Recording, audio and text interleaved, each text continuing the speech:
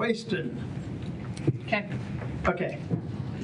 All righty, we are going to call the meeting to order. It is Tuesday, December 9th, 2025. Please stand for the Pledge of Allegiance. I pledge allegiance to the flag of the United States of America and to the republic for which it stands, one nation, under God, indivisible, with liberty and justice for all.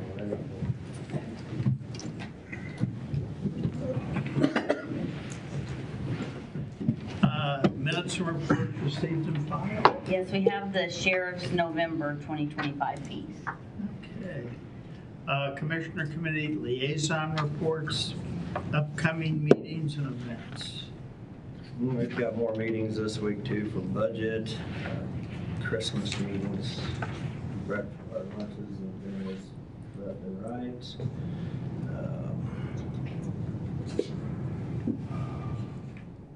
I think there's any other, a lot of them are just the Christmas get-togethers, so that's about it. Wardsville Christmas Parade Saturday. We need to do something too to recognize their football team. Yeah, Russellville's got their lighted Christmas parade Saturday night, I believe. Yeah. So if you're not doing anything, it's usually pretty neat. They go all out on it. So I think that's about it. Thank you. I have a Bugle Boy event this evening.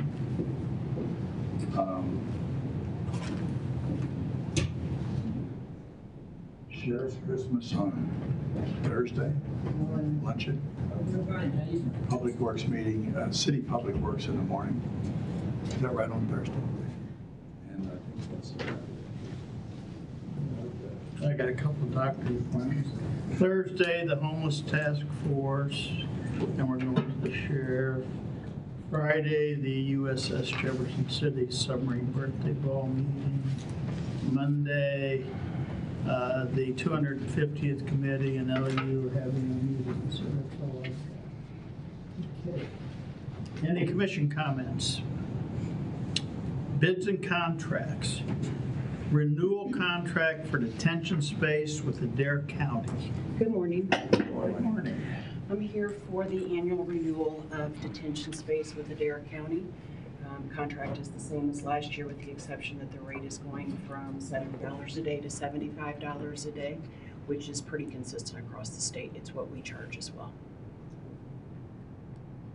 Do you know how many days, or how many detention days, or whatever we call it, we paid them last, what we'll pay this year for them? In 2025? Yeah. I don't. I know that we far exceeded our detention out-of-county bed space. Right. That is not the only facility we use. We also use Greene County and Camden County, Boone County, and Adair. Those are our four primary. We've had one youth being held in Springfield for the better portion of 3 months. So the last I looked at the budget, I think we had estimated 15,000, and I think we're probably closer to 30,000. I don't know specifically what we paid it there. The trip to take the individual down there, does that take two staffers to do that? Yes, it does. And two to go get them? Yes. And usually, are there any interim trips, or is it just the taking and then bringing back? Is there? So we have to transport them back for every court hearing. Okay. So the young man that's in Greene County, we've made probably 4 trips down and back to get him. Okay. Hopefully we'll rectify that. Yes. At some point. Okay. It should be noted, and I didn't mention it last week, the new facility will also allow, when we have youth who are certified, the certified youth are transferred to the sheriff's custody, and then he has to make placement. Currently, he can't place in our facility, so if we certify a youth and then he makes placement, he has to use one of these out-of-county beds too. So that same money then goes for many months until the youth turns 18. So that will also be money that will stay within the county. Okay. I'll make a motion to renew the contract for detention space, for juvenile detention space with Adair County. Second. All in favor? Aye. Thank you. Okay. Discussion on bids for jail HVAC units. You know, we got some information from Wayne too. So I think Wayne Strokes, I think we just need to try to get it out for bid on either 4 units or replacing all the units. And move forward on this because I'm just really worried that if something happens, we're going to have to house our prisoners elsewhere while we're repairing that, so. We can have bid documents on this, Jessica, probably within the next 2 weeks to go out for bid. I'm open for whatever y'all want to do. Preferred train and any other substitutes that meet or exceed ASHRAE 920 Yeah, comparable. for the jail, the estimate for the jail stuff. Or however you would like to be worded.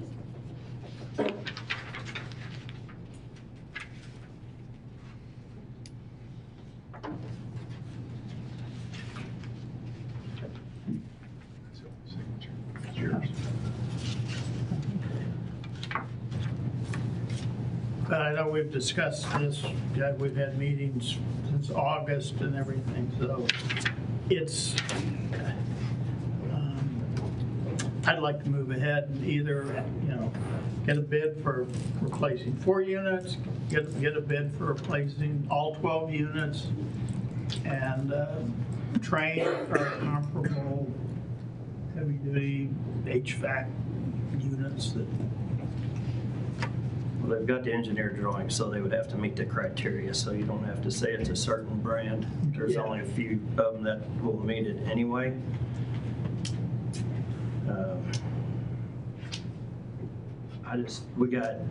Greg sent us a spreadsheet, I'm trying to pull it up here, on the work that has been done on them.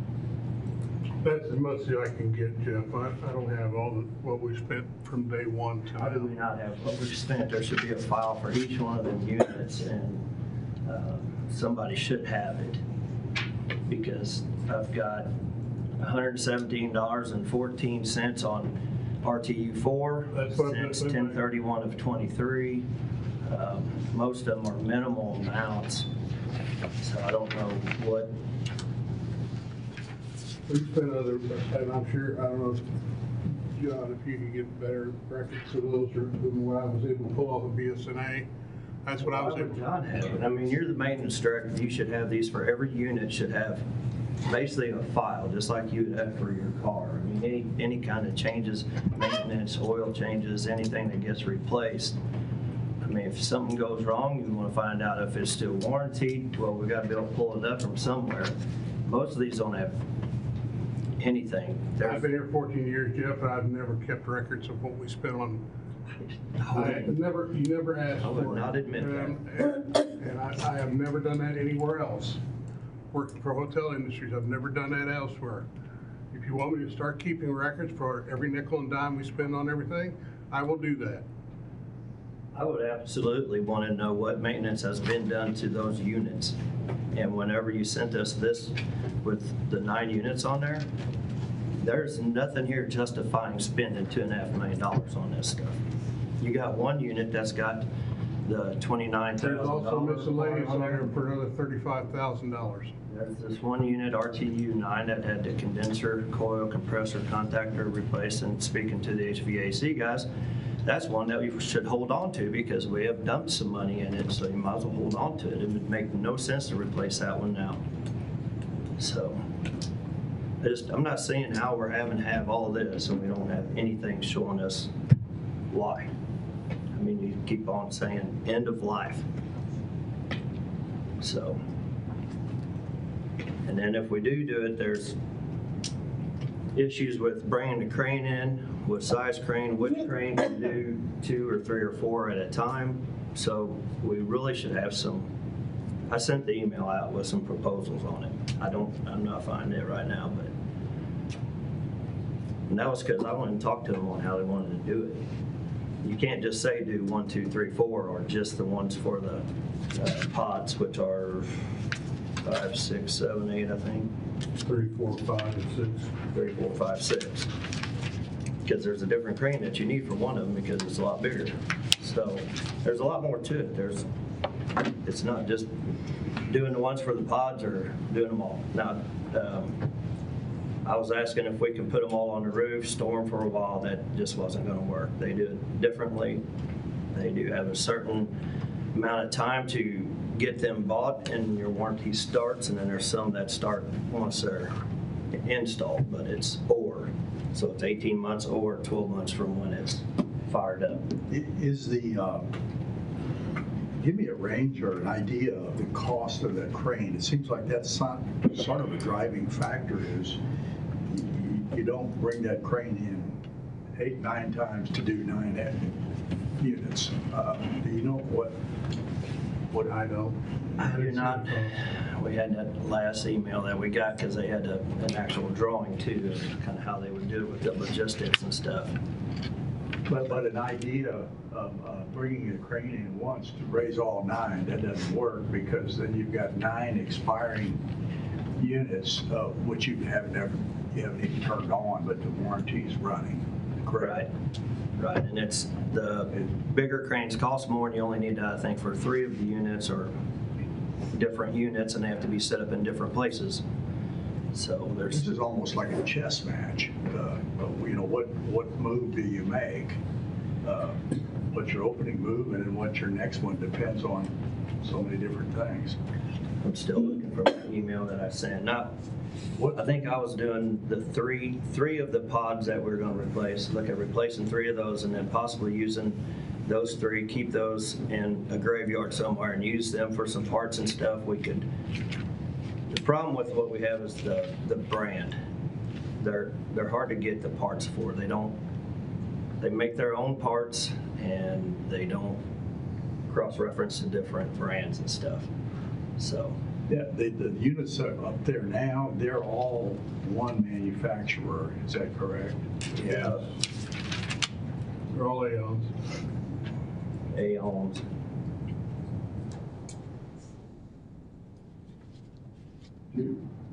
Is it proper to, in the bid, or whatever we submit to the world, give us your bids, that we rephrase that enough to where they're actually helping us make our own decision as to how many to get at a time, because they get to vary their bids about the way they want to. I think we could do it that way. It would almost be like a design build, but I think we would have to give them kind of an idea of what we wanted to do. Maybe we do the 3 at one time. Doing all at one time is probably going to be the cheapest because it's all just getting done at one time, but it also creates problems down the road. You have all 9 of them that are at end of life again. I just don't feel like some of these are at end of life. We can get some more time out of them and, deal with them down the road. So there's 3 of them that they said we could replace at one time. 3, 4, 5. I think it's 3, 4, and 5. So Well, we could do a bid for 3, do a bid for all 12. Or not all 9, I mean.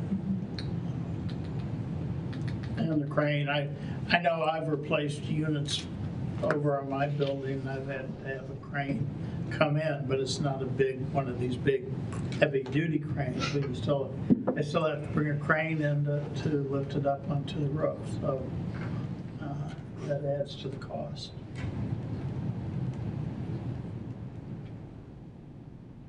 I would just like to see where they're at end of life, if that's the actual fact, because the amount that we have don't indicate. We don't have records of how long they were shut down, when they've been shut down, or anything like that. Somebody just came up and said, well, they're at end of life, we gotta replace them. Well, my car dealer said my truck's at the end of life too, but I'm not out there buying a new truck right now. So. Well, when you get the parts for them, I think, and they're 12 years old or more, I'd say, kind of like our phones, They tell you we're at the end of life on our phones, but I think, my fear is that, sometime this winter, everything shoots the craps, and the sheriff's gonna have to take 180 inmates and house them all over the state, and for 4 months or whatever, and our reserve's gonna be gone.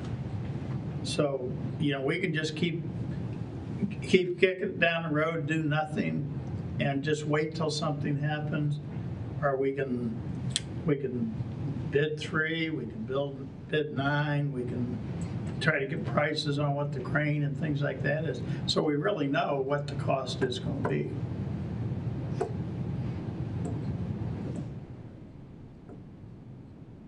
You can have new ones break down too, so Yeah, you can. I don't know. My thing is, I don't see where anything justifies buying all these new ones. I don't have it, and I still think we should have some kind of records of that kind of stuff. So, But if you can't get parts to repair them, then we've got issues. they can get parts. It's just Aon has their own stuff and they're harder to get. Takes a little bit sometimes. Some of these train you're not going to get tomorrow either. They'd be bigger Well, parts. that that's you why get somewhere else. it can be something comparable, Yeah. It would be better in the long run. Yeah, If you're just wanting to do them, just to get rid of them and update them, then do 3, 4, 5 for now. Or ask them to, I don't know, you can have base bid for everything, which I don't like, but there's 3 of us, so you can do a base bid for everything. You can do one that, I think I was saying we could do 3, 4, 5. yeah. We can use those for parts for 6 in the meantime. A couple of the other ones, we can use them for parts. Or else do it down the road a year, or see if we get a discount buying all of them at once. So, you got that email too, didn't you? Because it was kind of based loosely around what yours was too. But it was more based on not doing all the pods because we'd have a different crane had to come in for that. There's one unit that was, I think that was the 50-ton unit. So, That was unit 2. okay, well, I thought there was one of the pod units that was bigger too. Pods, I think, are all about the same size, 6 is a little bit, is smaller. smaller. 3, 4, and 5 are the same. 6 is smaller. And then the 50 is the 2-ton, or the unit 2. Yeah, when you come right up to it.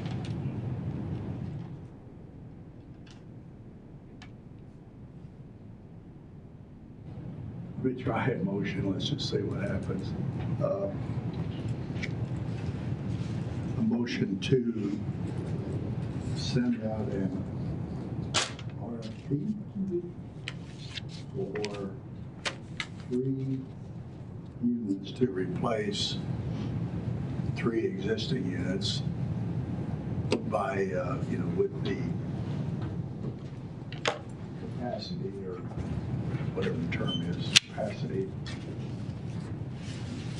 that's required.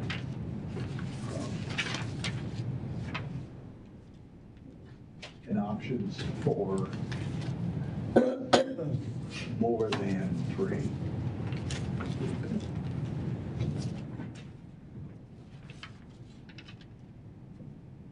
I will second that motion. Discussion.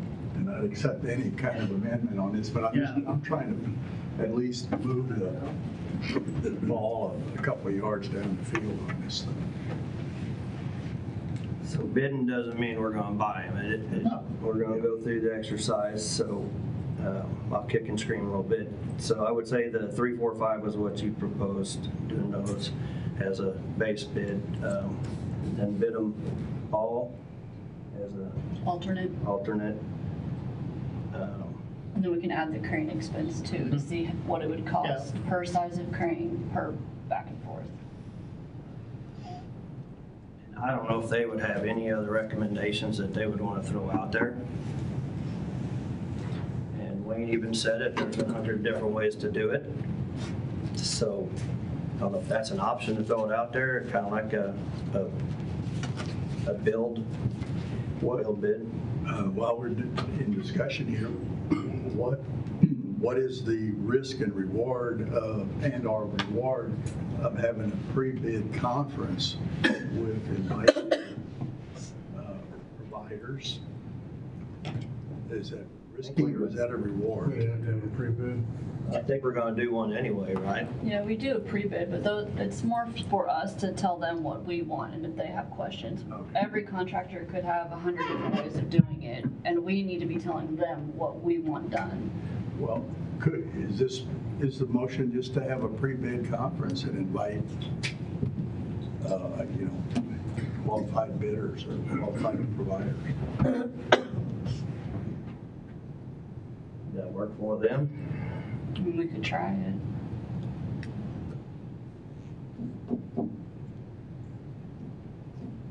I mean, we could even have it as a requirement that, if they're going to bid it, that they're here and hear kind of what we're dealing with, what we're dealing with, 3 dads here. It ought to get the attention if a provider has the opportunity ultimately to replace 9 units. Is that right? Mm-hmm. That's the max, perhaps. That ought to have some attraction to someone in the business of selling those units. And they may be able to tell us that we're going to get a discount buying 9 at a time. As we don't see that on a lot of other things. I mean, we can go look at trucks, ambulances all day long. If we want to buy 9, I don't think they have a whole lot of price difference on them, so. I think we're struggling some to pinpoint them to exactly what we want. That this may be a situation where we want more of an just open bid, that high level, this is what we're doing, and design build concept. And again, it may be more difficult to evaluate which proposal is better. But by being more opened in, you may get some type of solution that we weren't thinking about. I'm about to withdraw my motion. I withdraw my motion. I will withdraw my second. Okay, so Jeff, I'll let you take a crack at it. What? I mean, we can do a design bid and then they kind of just plan it out for us and the best schedule that we could do. We can do that. I mean, what if one says, well, let's do these 3 at the pods this year, and then let's come in 6 months, we stagger them, we get them on different timelines, and what I also heard was the pods are the ones that are sucking all air from outside, so that's the ones that run the hardest, and they're probably the ones that need to be replaced. So even if you do stagger them, they're gonna probably need to be replaced sooner than later anyway. I think, yeah, as a minimum, we think these are the units we need you to concentrate on at first. And somebody like Anon or wherever their name is, I mean, somebody can bid that again, but number one, the engineer has to sign off on, Wayne will sign off on it, right? And then saying that it meets criteria, but then we can also be the ones that say, we're not dealing with stuff we can't get from, I mean, you can go down the road to Plum Supply or somewhere, they've got Carrier or different things. So I'm not sure Carrier has what we need for these types of units, but. So we're gonna do the meeting first. Just do a pre-bid meeting and see how they want to bid it, or do you want to put it out there? Do you think it'd be easier to put it out there as a design build? I think we need to put it out there as a design build first and have the pre-bid meeting in there, mandatory pre-bid meeting, and then they can come and talk to us and lay it all out to Greg. That'd probably work best.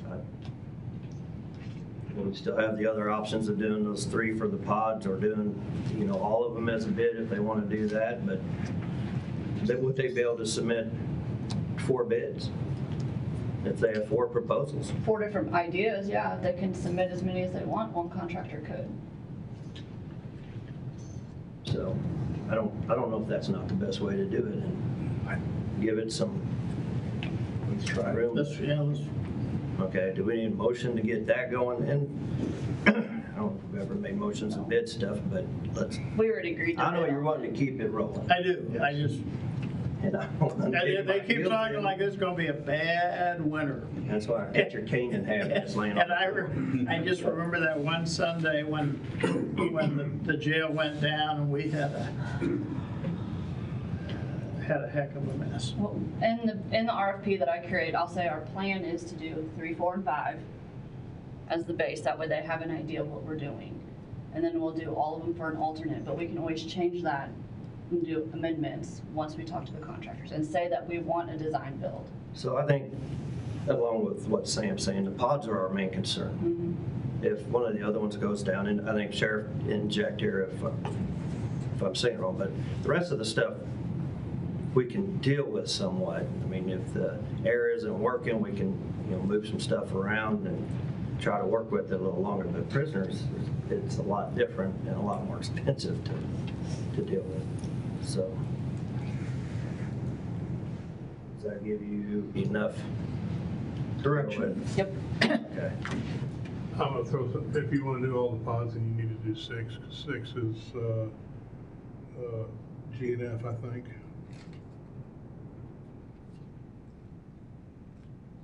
Unit 3 is A and B, and C and D is 4. Yeah.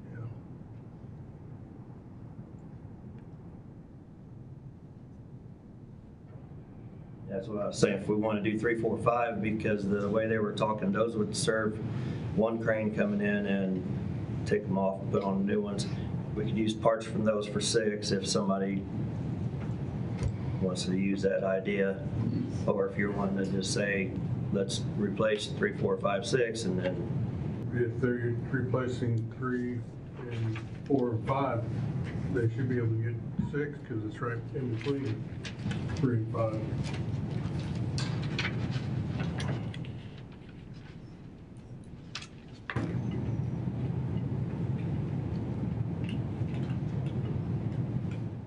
Yeah, that's a smaller unit. Okay. So are we, I'll go, just at the risk of saying the wrong thing, I want to make a motion to have our staff move forward with a design build model to improve three-wheel contracts. okay. This is Second. what we're doing. okay, any other discussion? All in favor? Aye. Okay. Alrighty. Signing of the 2025-30 Security Guard Services Contract. This was awarded last week to Vet Securing America. It's the security guard services for the court. Year 1 is $154,856. Make a motion to sign the contract for the security guard services contract with Vets Securing America. Second. All in favor? Aye. Okay, approval of S&N clock repair and maintenance quote. That's our auto clock. Yep, we received an invoice. Get out of behind, we got auto clock. No, I don't want my name on it. Sorry. We received an invoice for $1,200 for their quarterly maintenance that they do on the clock. That's for the whole year, and the maintenance would be done in March, June, September, and December of 2026. So I didn't know if you guys wanted to move forward with them doing the maintenance on the clock. And I do want to go forward with this. S&N does several clocks like this around the state. They come in quarterly on site, and they have our own in-house expert now. Dara Shepperly has learned how to tune this, let's see, 105-year-old clock. But it takes TLC every day to keep it going. So I do want to re-engage or extend the contract with S&N Clark for $1,200 a year. That's my motion to Okay.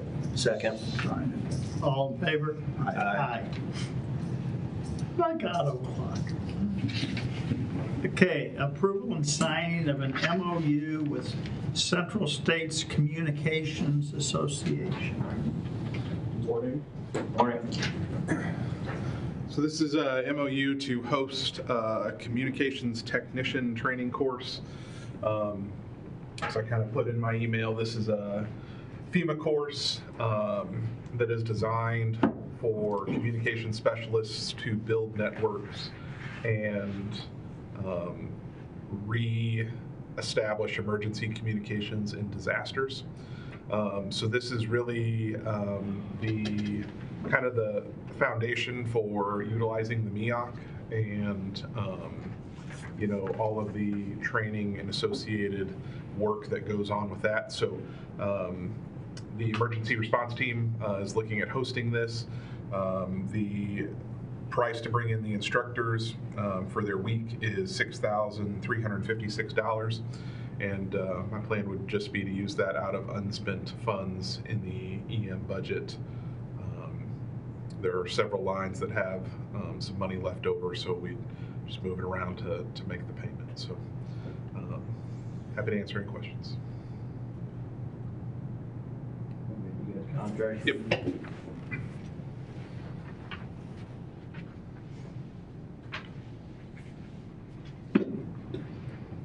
I make a motion to sign the memorandum of understanding with the Central States Communication Association. Second. All in favor? Aye. Thank you. Okay. New business, accounts payable review. Approval of accounts payable pending review. I'll make a motion to approve accounts payable pending review. Second. All in favor? Aye. Okay, assessor's office to present errors and omissions. Good morning. I think we had tabled this last week, so. Oh, okay. Thanks. Thank you.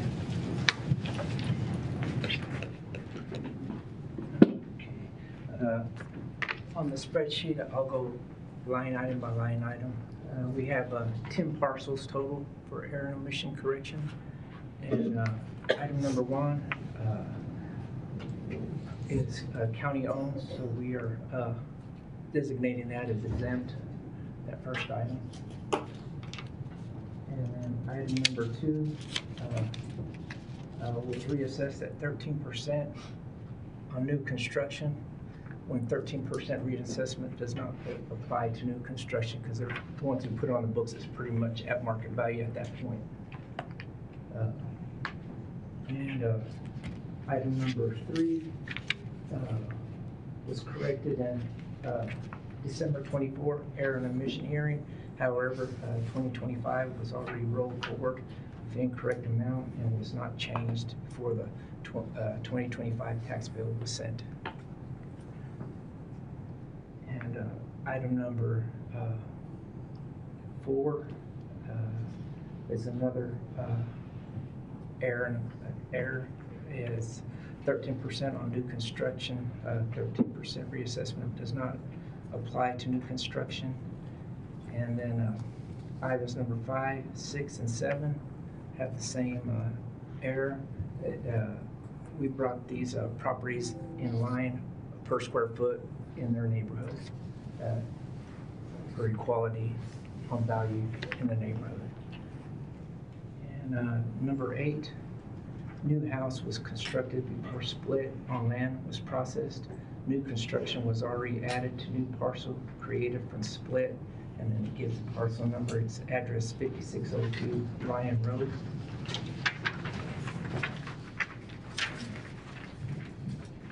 Item number 9 on the second page. An error, new construction was placed on this parcel record. It should have been placed on property 3029 Rustic Hills Road. Corrections, new construction removed from this parcel and land classification changed from 1 acre residential to all ag land. And then last item is number 10. This parcel was created when the previous parcel I spoke of with Rustic Hills Road was split. However, after a new home was created on this parcel, the home placed on parent parcel was not deleted. Residential value was prorated in an amount of $229,500 in error for 2025.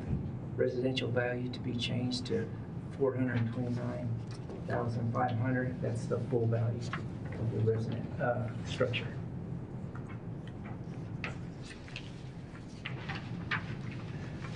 Nine and 10 are sort of combined, right? Yes. And number 9 is the parent, and number 10 is the child on the split.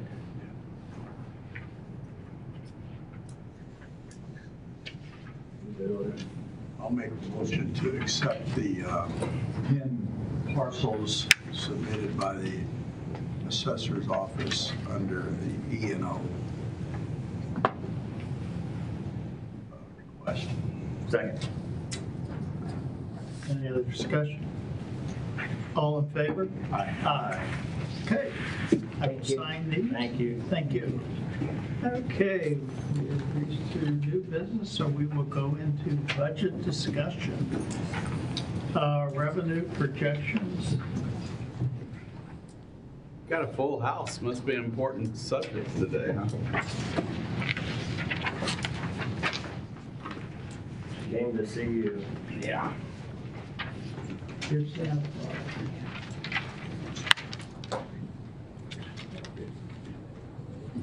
Sir.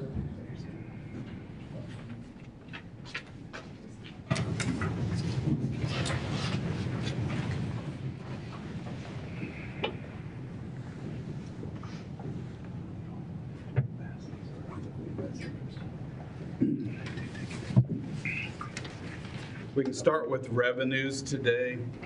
I've got handouts of the calculations I made. So the first sheet is on property tax. And I also list the assessment fund. And the reason I did that is kind of from my inexperience. There's a couple of places in the budget book I've referenced property tax, and that number was needed to get there. But in reality, the property tax are the first 2 columns and everything. But it shows the actuals for 23, 24, and we just, for sales tax, we received the information, but we don't have the information on December yet. These items on a cash basis are when we receive the money from the collector into the general fund and everything. So if the dollars are collected in November, we receive them in December. So for the 26 budget, you have the that evaluation, that estimated sheet of the assessed values. So I took that figure and that split between the general fund and road and bridge fund. Then I took the 1% collector's commission fee off of that, and then took a 1% deduction for property for new delinquencies. That 1% maybe need to be 1.5 or 2. But for the general fund, the proposed budget is the $1,230,700. This is a $230,700 increase from the current budget of $1 million. But we are on target to actually collect more than $1 million for 2025. On the road and bridge side, the 2025 budget was 4.5 million. Based on that analysis, I projected that we would collect $4,795,700, and that's a $284,000 increase, or 6.3%. So what we're hoping today is finalize the revenue projections. So my proposal again is the 1.237 for the general fund and 4,795,700 for road and bridge. Any concerns there, or is the desire to change those revenue forecasts going forward with the 2026 budget? Jay, the increase in the general fund as a percent, just, it seems, I mean, it's not a reassessment year. And we were, if you look back on the front page, the budget for 23 was 1,250,000, and we collected more. The budget for 24 was 1.1 million, and we did not meet that target. The budget for 25 is $1 million. We're going to exceed that. So it is a big increase. Was the 25 budget set a little low? Maybe not, based on past trends. You know, is 1.1 or 1.15 maybe a better number? Probably. I mean, but we're talking $100,000 in the scheme of the budget. But on a percent basis, yes, it is a big increase. But over the last 2 or 3 years, the budget has fluctuated quite a bit there. This thing gets distorted because of the 60-40 collections from EMS. And I mean, the Not sheet. that they try to distort it, but for every dollar that's collected for EMS, we have to send back 60 cents to the citizens by modifying the levy over, correct? And that's, every time we project that, we'll get it wrong because state law requires us to project a full year based upon the first 6 months of the year. And no exceptions. So, I mean, on the second sheet I gave you with what was approved with the levy and the projections, so any revisions we made for the errors and things and modifications you just approved would impact these calculations and likely would, result in them being smaller. But it is a small piece. Can I ask a question? Yeah. Your monthly projections, are that based on when you receive the money or the actual month it's collected in? That's when we receive the money. So when you're saying there's no assessment in the 26, all the December payments for 25 properties that have the reassessment, you won't get till 26. Okay. So that will be a considerable increase. Yes. In that alone. Things are a little different. So in the past, as I understand, some people would pay their property taxes in November, a small piece. But with some of the delays of the bills being sent out, this may impact next year more than years past. Our November collections were pretty small compared to previous years. Yes. For good reason. Yeah. Okay. That does help explain the shift. So, I mean, there could be actual 2 adjustments for next year. January's numbers may be higher than normal, but then if people then modify how they pay For 2027, it could impact the December number as well. Again, 1.1 versus 1.2 million, there's not a big significance here. Is a 1.15 a better number than 1.23? Possibly. You're gonna have one more little nugget of information to guess at, estimate, and roll in, and it's something called the senior freeze, because that hits in 27, next year. Yes. So a year from now, when we're sitting here, and I'll ask you, what's the freeze gonna do to us, and you'll go, 4,000 people signed up, is that right, Larry? 5,000. 5,000 seniors, and it's going to affect our road and bridge and our general revenue, and it's going to affect every other levy that's dependent upon. But as much as I wanted to show you the methodology that was used, is it perfect? There's probably needs some tweaks, minor tweaks to it, but.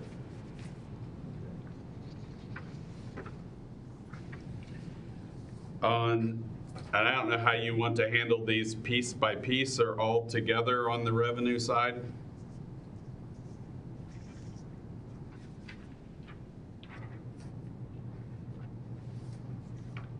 I think we put it together. Okay. The next sheet is sales tax. And this shows the EMS, the 60% rollback, law enforcement, EMS 40%, and then the capital improvements, the 15 and the 85. So it gives you 3 years worth of actual experience. We have received the December of 2025 deposits, so those are there. So our sales tax for 25 compared to 24 was up basically 0.59%. What I had done on the backside is I took October 1 of 24 through September 30 of 25 and then assumed a flat going forward.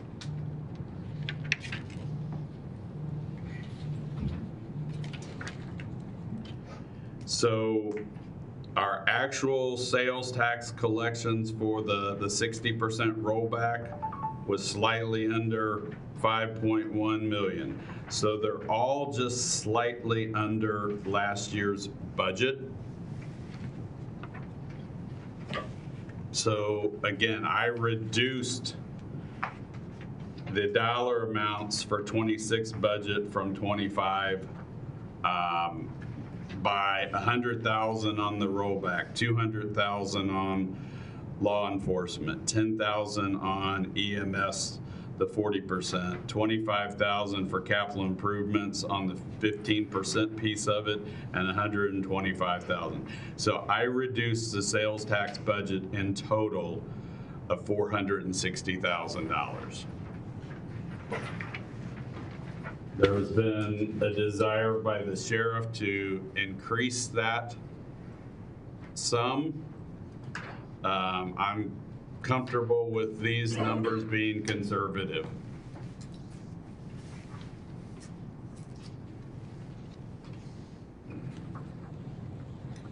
The use tax is slightly different. It has been increasing. And our budget for 25 was 3.7, and that was actually basically a 16.9% increase from 2024 on actuals. I bumped the budget up from 3.7 to $4 million, which is like an 8% increase. And again, that was based on the actual of October 1 of 24 through September 30 of 25.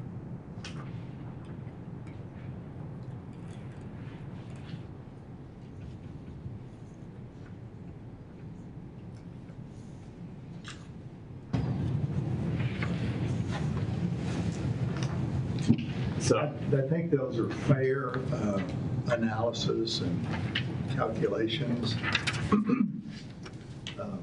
At some point, the shift from sales to use, the way you and I and everybody else buys things, will be accomplished, and then we might run out of increases on the use tax side, and maybe run out of decreases on the sales. yeah. I don't know when that's going to happen. We're fortunate that we do have a county use tax. Yes. Do you know how long ago did we enact the use tax? How long ago did we put to a vote? People. I don't know specifics. It's been a long time. Long time. Yeah, Yeah. Yeah, yeah. and there's not a sunset on that. But yes, we are very fortunate compared to the city that has struggled to get it passed and may struggle to get it passed going forward. So when we say that sales tax may flatten out, use tax may be the one that increases or whatever. That's what has been happening. What's been happening is sales have been going down in use tax, but sometimes I think we're going to get to the point where we're stable Right. and we won't be. So then that's gonna mean our capital improvements sales tax is, we can just pretty much say it's gonna be the same. Year after We got a year guy- I after bet we year. got a guy back here who's a little bit worried about, we're going to go to the public and, well, not worried. How does he calculate a 10-year projection for sales tax? Well, that's That's that's going to be a real important discussion because right now, the very preliminary 10-year layout that we got, we're using 2% every year. So when we do the use tax, when they collect the use tax, how do they figure that? Does it have the capital improvement sales tax in there, the EMS sales tax, law enforcement sales tax in there, or they just give us a use tax? Yeah, It's kind of unencumbered. We don't. It goes into the general fund. Well, I understand that's where it goes, but how do they figure out what the use tax is? It's that same percent. So then shouldn't that percent be going? That's the question. You guys remember I'm trying to help you here. I'm following. Yes, that's a question going forward as to whether we should start shifting use tax dollars. And the big three funds, road and bridge, sheriff, and EMS. Well, not so much We EMS. can figure that? I mean, if nothing else to make it. You know, figures lie, liars figure, or something like that, but actually, there's a couple, I believe there are a couple ambulance districts in Missouri right now who have raised their hand and said to whoever's collecting and remitting that to them, hey, actually hidden inside that use tax is some of our ambulance sales tax. So I can see how those who live off of sales tax go, the shift is being very unkind to us, and being very kind to the general fund, unfairly so, and that let's talk about it. I think that discussion is coming. One good thing about the general fund, it has the least amount of restrictions on our use. But again, if we were to shift money from the general fund to those three major areas, we may have to have some reductions in general fund expenses. Do I want control of it? Yeah. I was just looking at it, I think Harry kind of put best, it's hidden in there and. I've heard from Fair. the three What do you call it? Amigos. the three amigos with the largest funds that impacts sales tax being down. Okay. And I don't know how deep we want to dig into that today or talk about that at a later point, but I think it does deserve some discussion. Yes, sir. If you were to go down that road and start giving some of those funds to the three other funds, maybe the commission says, hey, we want X number of dollars to go to overlays, okay? So you carve out this amount of money, instead of just giving it to Road and Bridge or Public Works to decide how we spend it, then you have some authority over what that exactly gets spent on. Because We watch you pretty close. I get that, but you know what I'm saying, where you could actually, commission could say, hey, we want to put more money into overlays, which we can spend all the money we can get in overlays. So that's a big ticket item right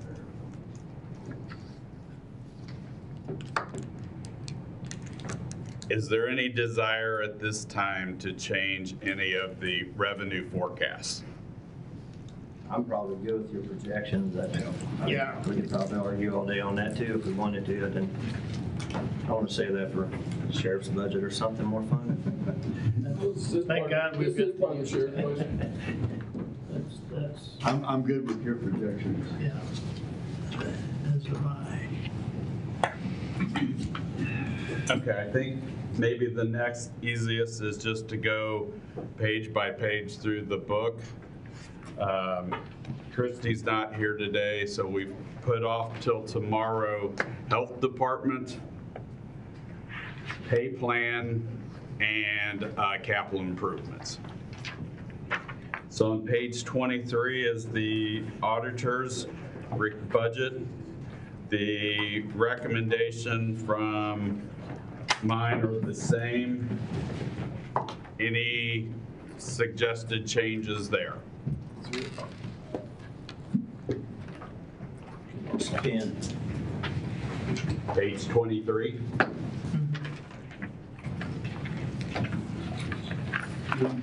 We talked about this one change earlier, and we under projected. Yes, the projecteds were off. Right. And so that was the only thing that changed. Yeah, it did not impact the request or the budget office recommendation. Okay. So I didn't have any further questions on auditor. Nope. On page 25, the collector, a couple of changes.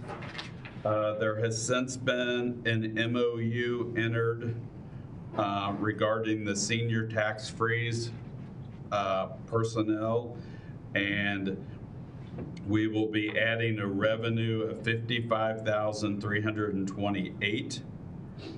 And then on page 26, we'll have the other side of the transfer for that MOU for $55,328. On the printing and binding near the bottom, Larry's requesting that to go back up to 50,000. My recommendation was 40. I'm good with going to the 50,000 there. And then on the salaries, we will be adding in 5 pay periods and $6,000 of payout for Larry's top staff that is retiring, and that's been a dual filled position. And Gretchen will be leaving through the February. You're gonna, yeah, March 1st. March, okay. Before we get too far into salaries, did you do So, any? okay, on salaries, what we will be doing, Rob is in the process of reflecting any signed change that you all have made since our time period. We will, the retirement rate went from 7.6 to 7.5 with loggers. And then once we decide what pay plan we're doing, we'll reflect that as well. So the salary numbers, the fringe rates, those dollars will all change based on what's been approved and to be approved on the pay plan. Pay plan meaning? whether it's a cost of living of 2% or the 1% and $750, or if we come up with something else. Okay, so currently the two approaches, approach number one is a 2% period. Yes. The other approach is a $750, It was $750 and 1% cost of living. Yes. So tomorrow we'll have a handout that shows the difference of cost and the impacts based on a couple of different salary figures. Right. Where's the break even? Who's the break even? The break even's at $75,000. So anyone making less than $75,000, the 1% and $750 would be beneficial to them.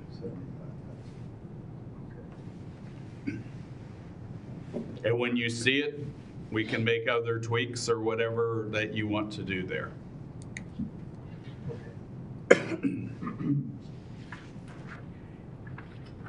Any concern with the general fund or the tax maintenance fund for the collector? Yep. Okay. We have not taken into consideration the senior tax freeze going forward. Yeah, I'm sorry. Yeah. That's the only thing that is still, don't know what those expenses might be. So, yeah, last year Larry said he spent around $30,000 out of the tax maintenance fund for the senior tax freeze. His desire for next year is to spend that out of the general fund, and we don't have a good estimate of what those costs will be. One of the questions would be as well, do you want a separate line item set up for senior tax freeze expenses so that it stands out for staff cost and printing cost and things of that nature? I do. Okay. Is that going to be easy enough to do? Yeah, we can set up another line and we can either put a dollar amount in now, or we can wait as we down the road to get a better feel of what those costs are going to be. I think as long as we track it and show it, we might have a budget modification somewhere during the year that we know about what it's going to be and just move it from one line to the other.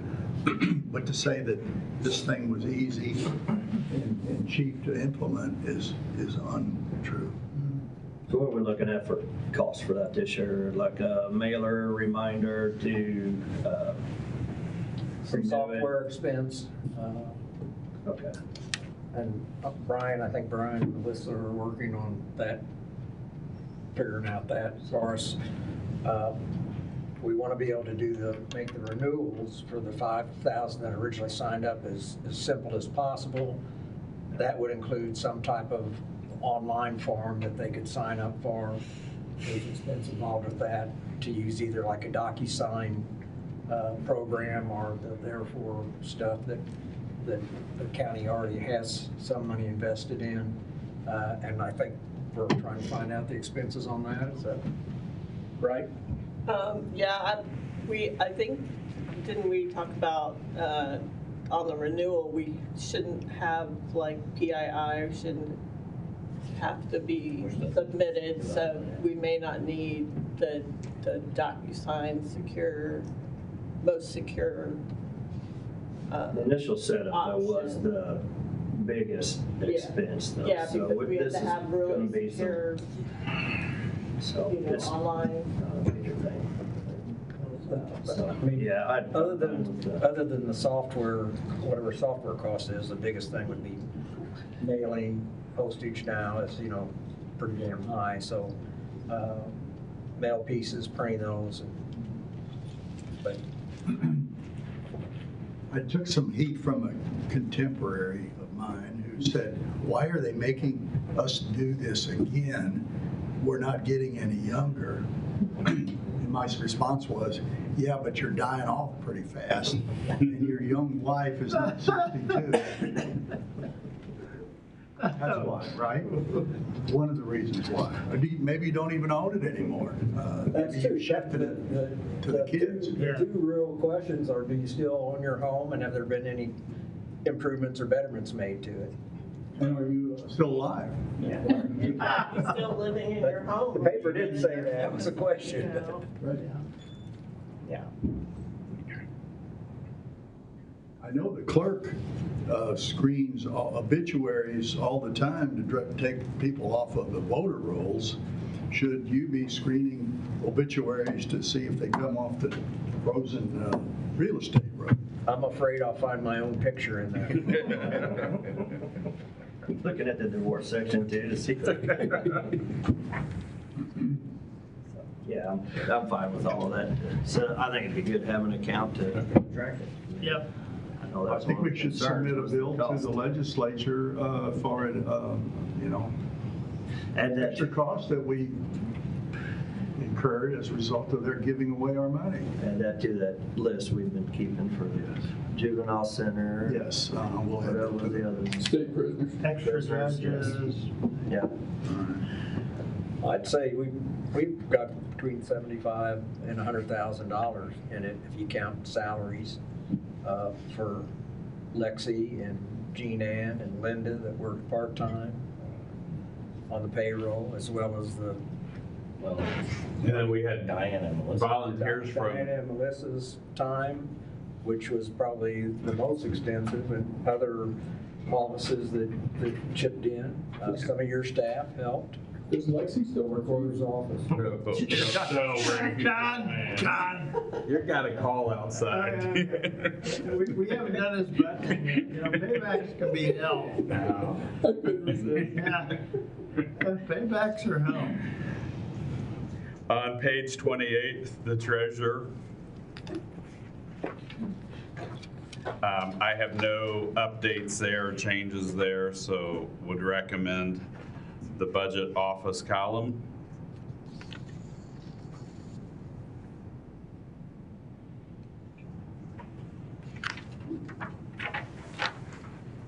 On page 30, it's the general fund, the county clerk, the HAVA grant, changing that to $12,782, and then zeroing out the voting maintenance security grant. The internet contract of the $1,800, we're zeroing that out, and that's being moved to fund 290 election services. And then on the expense side down below on the grants, the HAVA expense, the $12,782 to match the revenue and zero out the maintenance security grant. On page 31, it's the election services. On the general government line, we would add the $1,800 of the internet expense to that to change it to 117,802.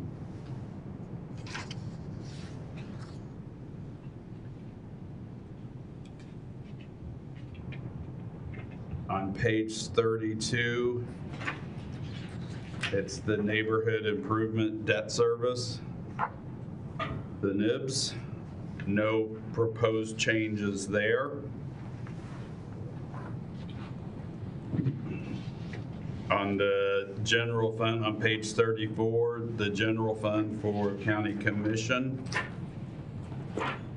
No changes there.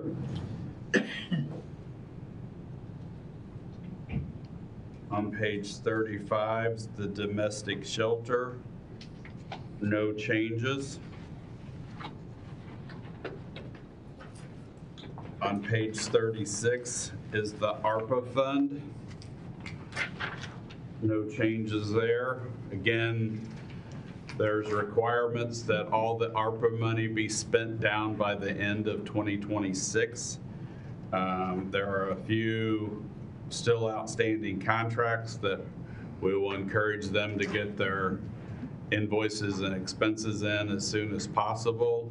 And then basically the remaining balance is from interest earned, and there are not the restrictions on the ARPA funds for the interest earned money. So that could always be transferred over just to general funds. We should pull that out of there so that if somebody looks at the schedule one day and sees a balance there, but it's interest, it doesn't really belong there. I mean, it was interest earned on the funds, but yes, the restrictions are not there. If they're, let's say we're taking care of the interest, move it away, but if there's something on that bottom line there, we probably have to write a check to the federal government and say, here's your money back, we didn't spend it in time, or that, Yes. our sub-recipients didn't spend it in time, right? Which we think will be zero, Yeah. but it may not be. On page 37 is the 911 wireless fee. No revisions there. 38 opioid settlement, no revisions there. Now this may be an area where we get an additional opioid settlement going forward. We don't have all that information or detail yet at this point in time, but as I understand, it's coming. On page 40, the recorder, she's asked for mileage to be increased back to the $1,000 level, and I'm good with that. And then Judy just sent an email the last day or two asking for a $1,000 salary adjustment.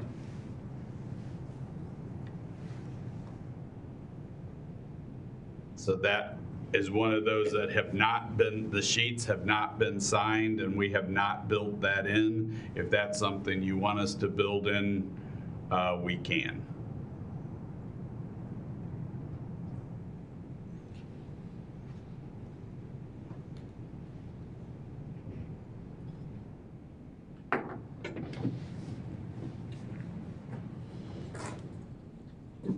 Since we're so close to getting some information on the study, I hesitate to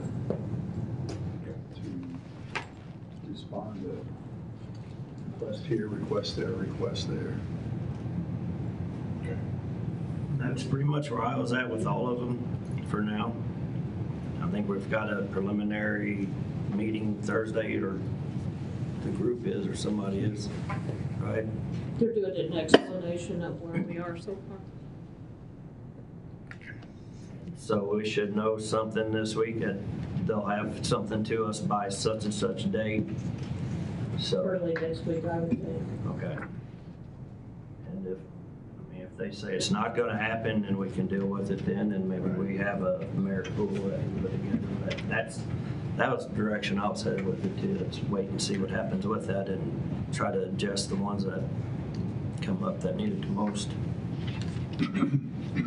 Page 43 is GIS.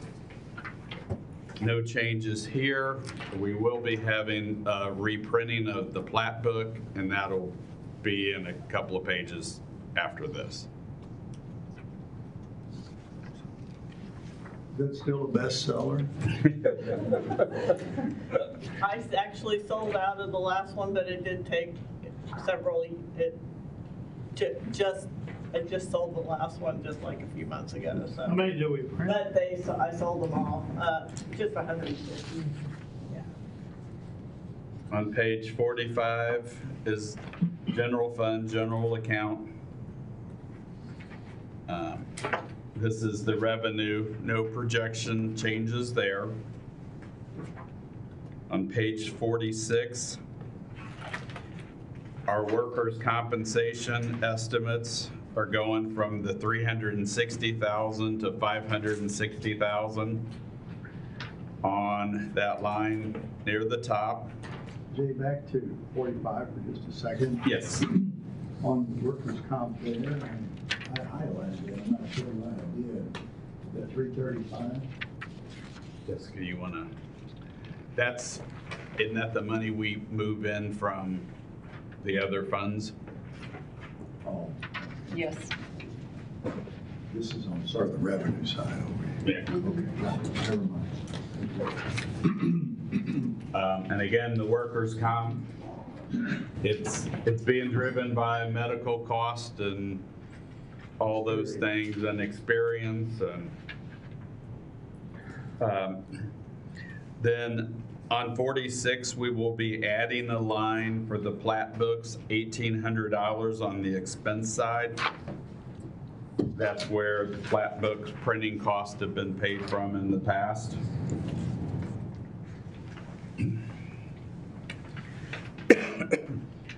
On page 48, it's the health insurance funding.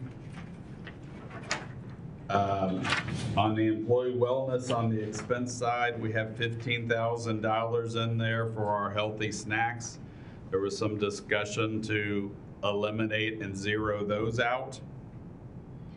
And then there was some discussion on the biometrics and staff time on wellness issues be increased above $5,000. I'd just like to see the elimination of the healthy part of snacks. Just snacks in general. Yeah, I think Christie's going to address some of this tomorrow. Okay. An email we received. So the healthy snacks, we're putting that off to discussion for tomorrow, or are we zeroing that out or reducing that? I think if there was a wellness, Yeah, we can wait till tomorrow. Okay. Yeah, we can wait till tomorrow. I think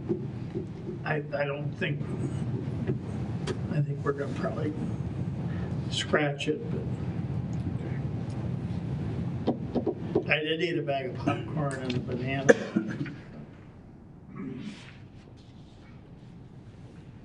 On page 50, information systems. No proposed modifications there. On page 52, building maintenance. Just to note, there's part-time money being added, and my recommendation of $10,496 was for janitorial services only.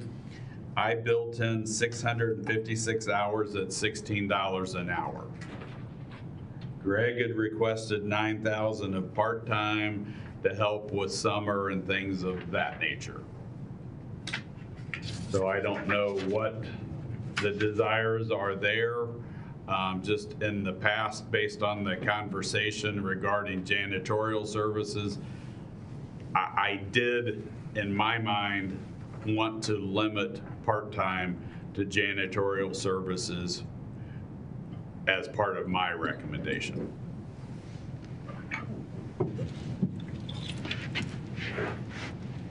I'd go with yours too.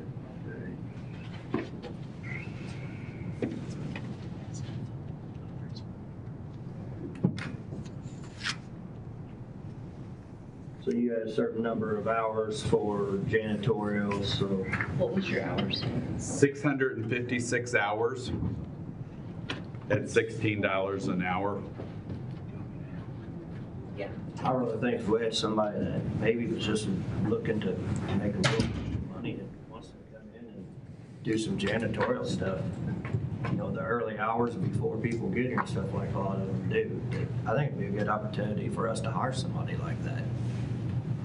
So. I think that's kind of our last hire was But I mean, this could be part-time to where, you know, they get 3 or 4 hours, help them pay for their childcare or whatever, you know, for property taxes.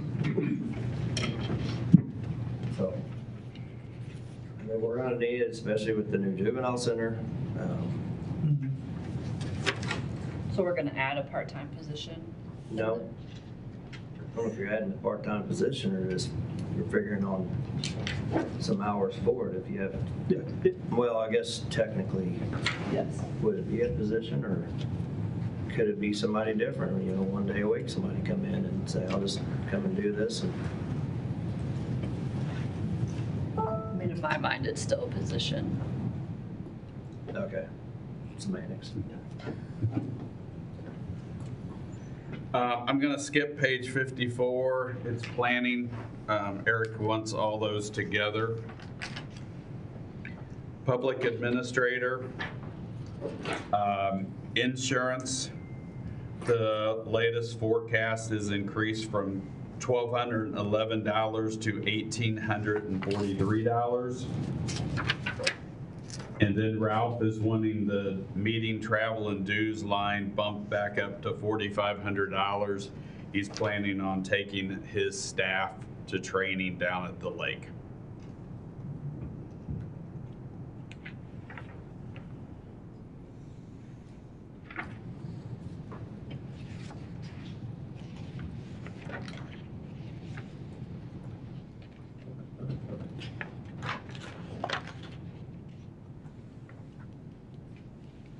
Page 59 is the health department. We'll discuss that tomorrow. Page 63 is the circuit clerk. No modifications there.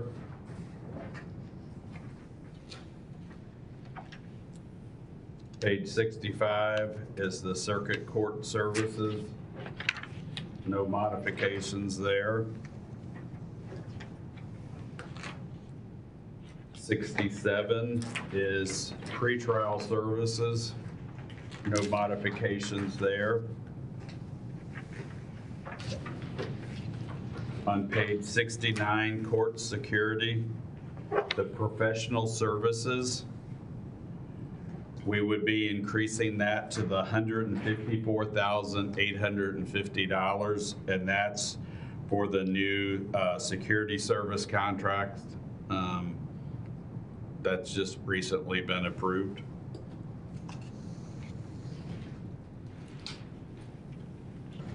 Page 71 is child support. They're requesting mileage be increased to $3,700 and office supplies to $5,000.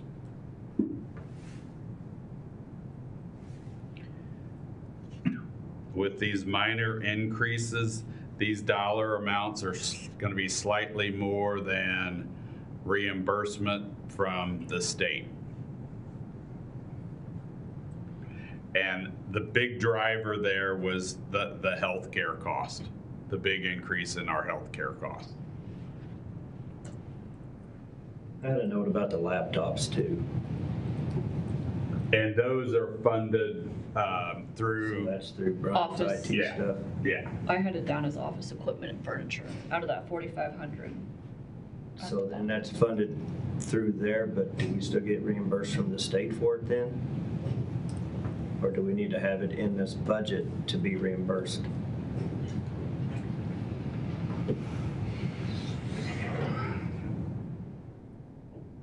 I mean, they submit the expenses to the state for reimbursement. So they're limited on the dollar. They send them a preliminary budget that they get approved prior to this. And then that did not include pay plan or the fringe benefit cost. But I think it had all their office supplies and everything in there.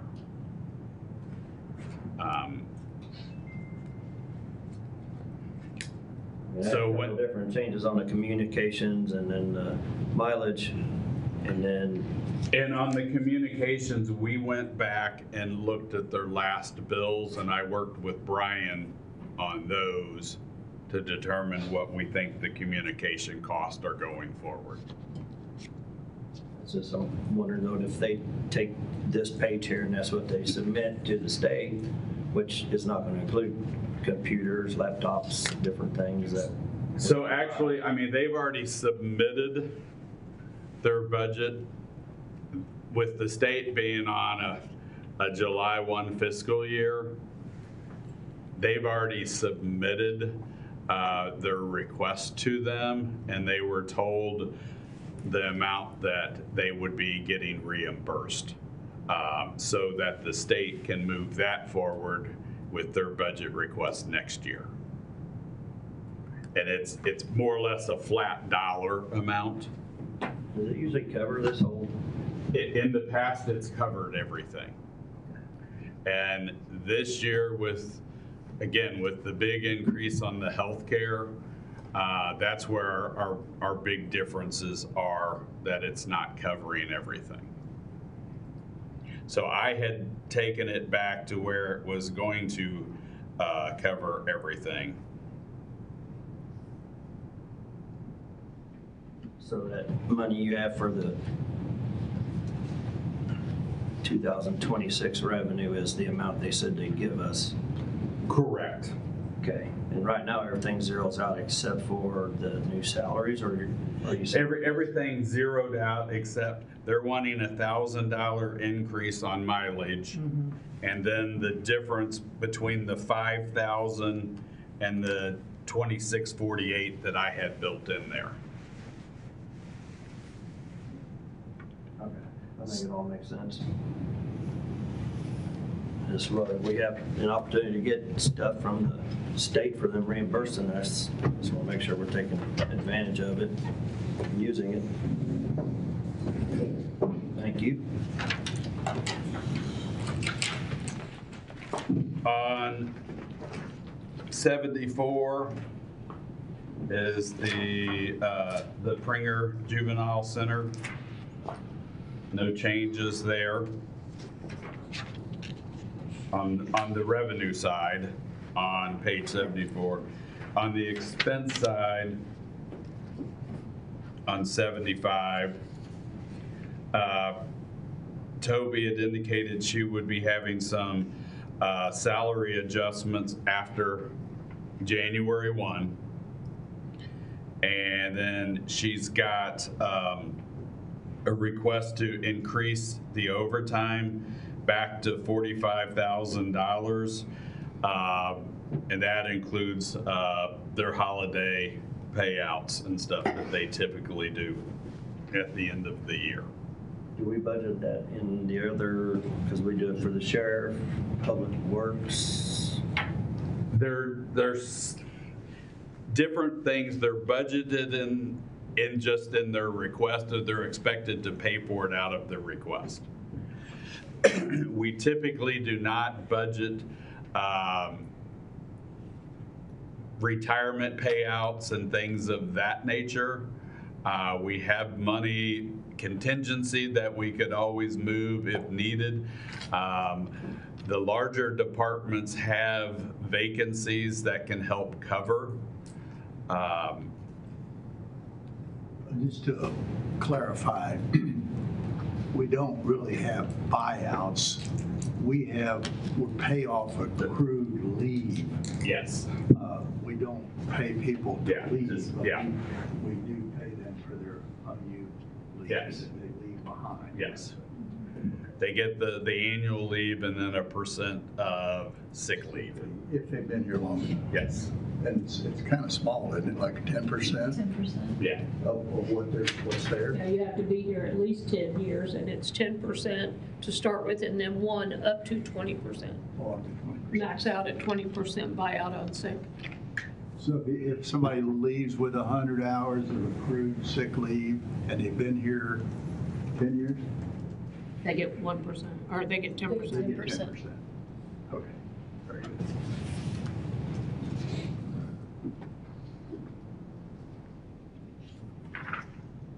with this buyout, mentioned that, college coaches and all that. I didn't want to get confused. A payout. Their remaining All right. sick leave and everything. Page 77, medical examiner. No modifications there. Page 79. Has there been state law change on this, on medical examiners? Not that I'm aware of anything. Maybe it's coroners. There was something recently in the news about the coroner, but I don't know specifics. Do we call this person a coroner or medical examiner? He's a medical examiner. We have a county coroner? No, we have a medical examiner, Dr. Duroff. Yeah. He's very good, very easy to work with. He does this very reasonably. On page 79, prosecuting attorney, Locke had requested, which is not built in here, that he convert a part-time attorney to full-time. The part-time is in the budget at like 45,000. A full-time would be in the range of 70 to 77,000. But again, we have not built that in. If that's something you want to approve at this time, we can build that in or wait to see how things proceed forward.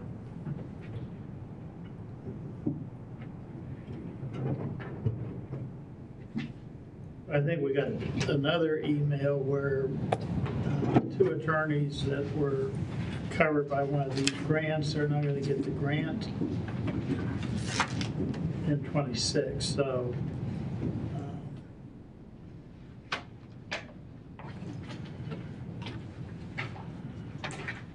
Hold off on this? Let's hold this one up. This is one exception that we really just can't check off right now.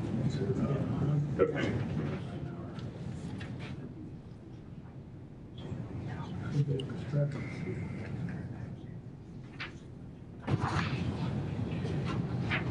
On page 80, the prosecuting attorney, the training fund, no modifications there. On 81, the delinquent account, no modifications there. The page 82's, the prosecuting attorney, the administrative handling fee, no proposed changes there.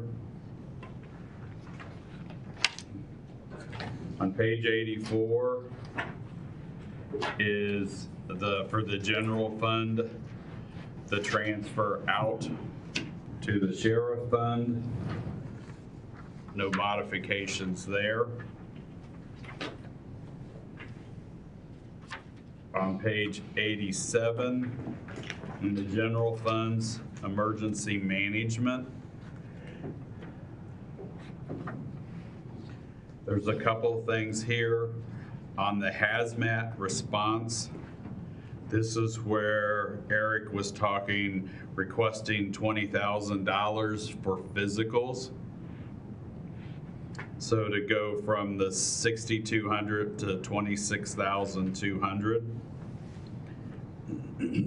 On communication and internet, there's a desire to split some of the cost between emergency management and EMS for the Southridge building. We've talked about the split and we're struggling. I don't know if you go 10% for EMS, for emergency management, and 90% for EMS. On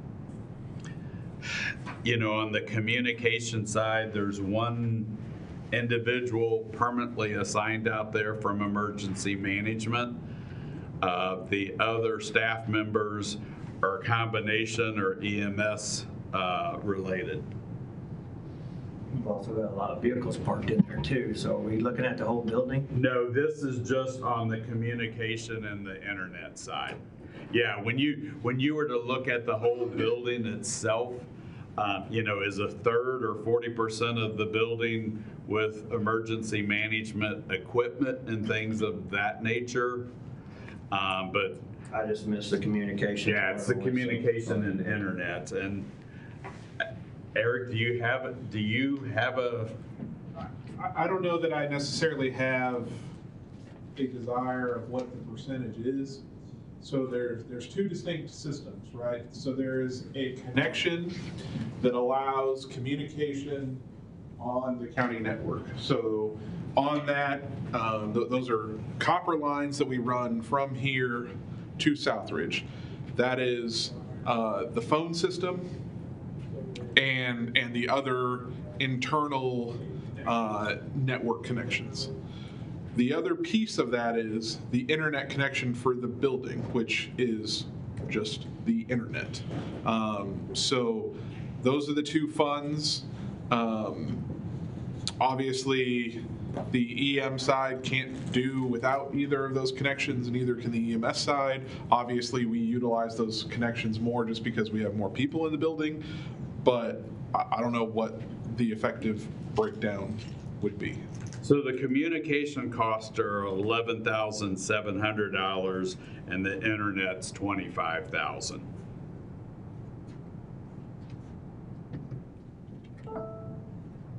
And I think one of the things that we have struggled in the past, and I'm hoping that, we can, as 26 turns and we have new players involved, is really getting those costs associated in the right accounts.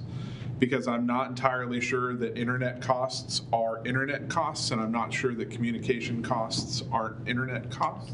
So we really need to get a better breakdown of what goes where and what those costs are moving forward. Because from my perspective, the internet cost for Southridge is, about $900 a month. That's the new internet service that we put in there.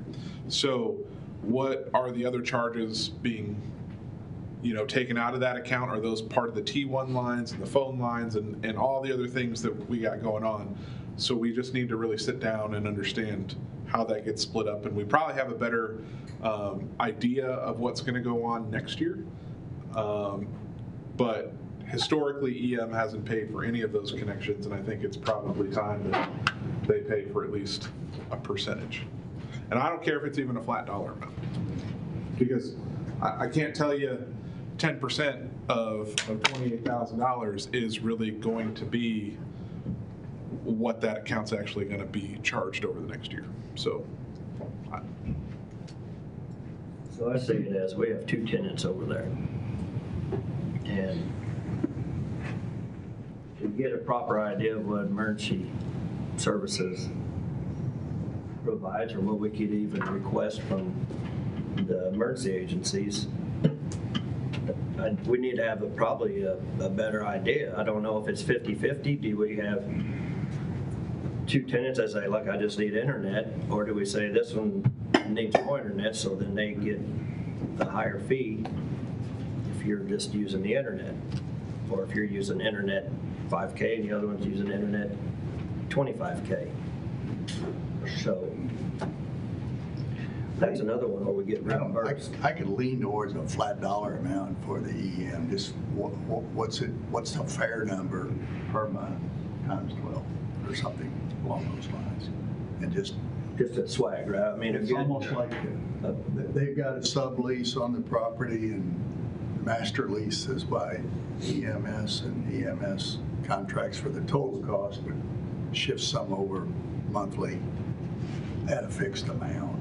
do we know what's the total? What's the 10% cost? So in total for the two, the communications, the 11,700, and internet's 25,000. So that was the total between the two right now. So it'd be 36,700 For both. for both. So could we just do a flat amount of $4,000 and put $2,000 in each budget line, and then charge it accordingly, and we can figure out how to work on that when we do these global changes? We can do that.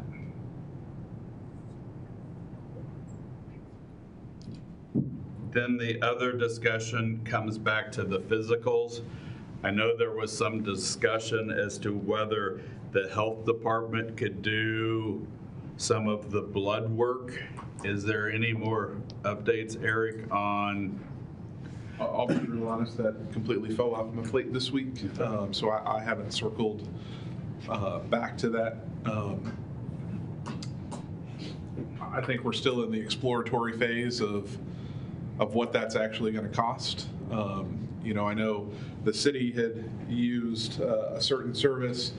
They're out to bid right now, or looking at other services that we could piggyback off of that is probably, you know, we just talked about this yesterday, so I haven't dug into it. It's a flat fee for, you know, one physical includes the EKG, the ultrasounds, the blood work, all of those sorts of things for a per person cost. So all of that is included. It's not a la carte like the other one. And by potentially working together, we can save on some of the travel fees and you know, lodging expenses when those folks are here doing that. So I don't know what the actual breakdown would be, but $20,000 holder seems probably fairly efficient, because the city, for all of their personnel, is in and around that money or that number. We certainly would have less people than that. So. So the physical, the fire department, that it would be the same physical? Correct. Yes. So how many do we have on our hazmat team? And so that's a good question. You know, trying to understand who needs physicals, because really it's the people who get in the protective clothing, wear the breathing apparatus, and go down range that really need that sort of testing. So trying to develop that number. You know, that team is, you know, has representatives from all across the region. So if they're getting it at their full-time employers and those sorts of things, then they get off the list. So I don't even know what that number is at this time. This is really one of those things where we thought we were going to get grant funded. We got notice a couple weeks ago that we weren't going to get grant funded, so a number got thrown in the budget, and I wish I had better detail on that. So we control this anyway. I mean, we can put the placeholder in there while we look at it. Yeah. I think it makes the most sense to partner with fire department. I mean, the other option would be is you leave it out, and then, you know, I'm asking for, you know, a budget amendment when it comes time to do that. You know, I don't know which way you guys want to go on.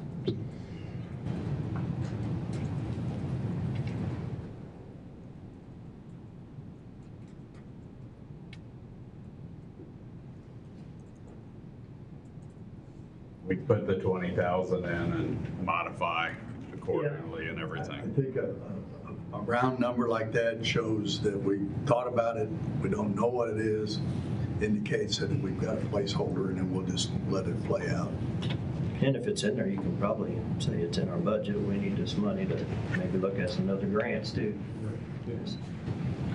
Page 88 is the Local Emergency Planning Committee Fund. No modifications there.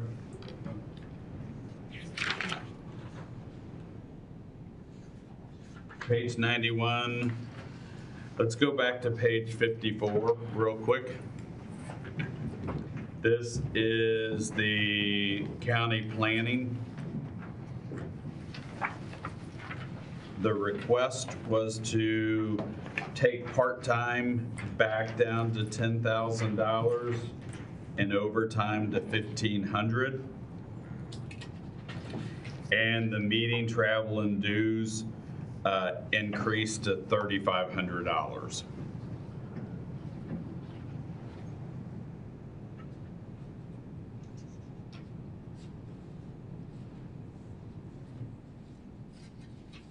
On page 91 is Parks and Rec.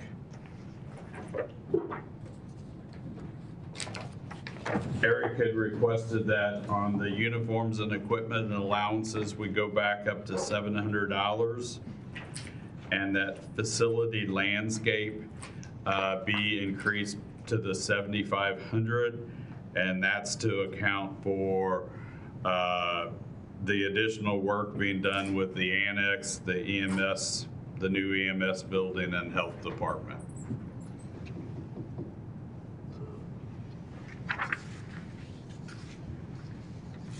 On page 94 is Road and Bridge. No modifications on 94. On 95, the medical supplies, they want to increase to the $1,750, and then the pre-employment drug testing to $3,900. Miscellaneous supplies back up to $5,000. The jackets and coveralls from the $8,000 to the $16,000, and glasses at $500. And then on lube and fluids, back to $10,000 there. And on page 96, there's no changes there.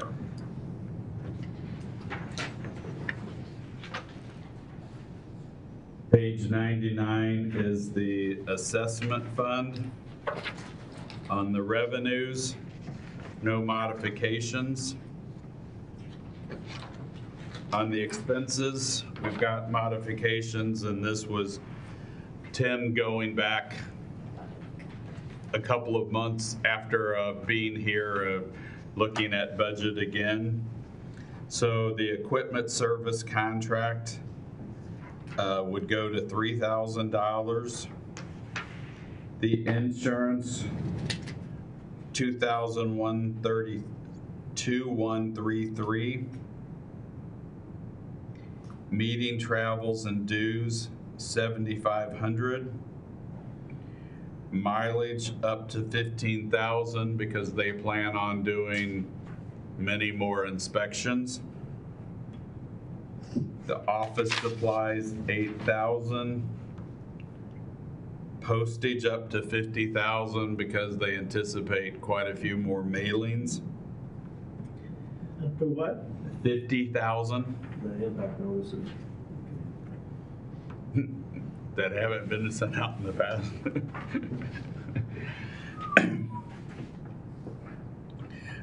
Vehicle equipment operations up to $5,000. And then the programming up to $85,000, and that's for those new components of the DevNet and everything there.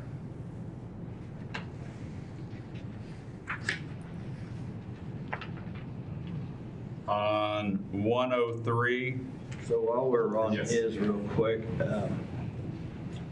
with more field inspectors, I know you had vehicle increase.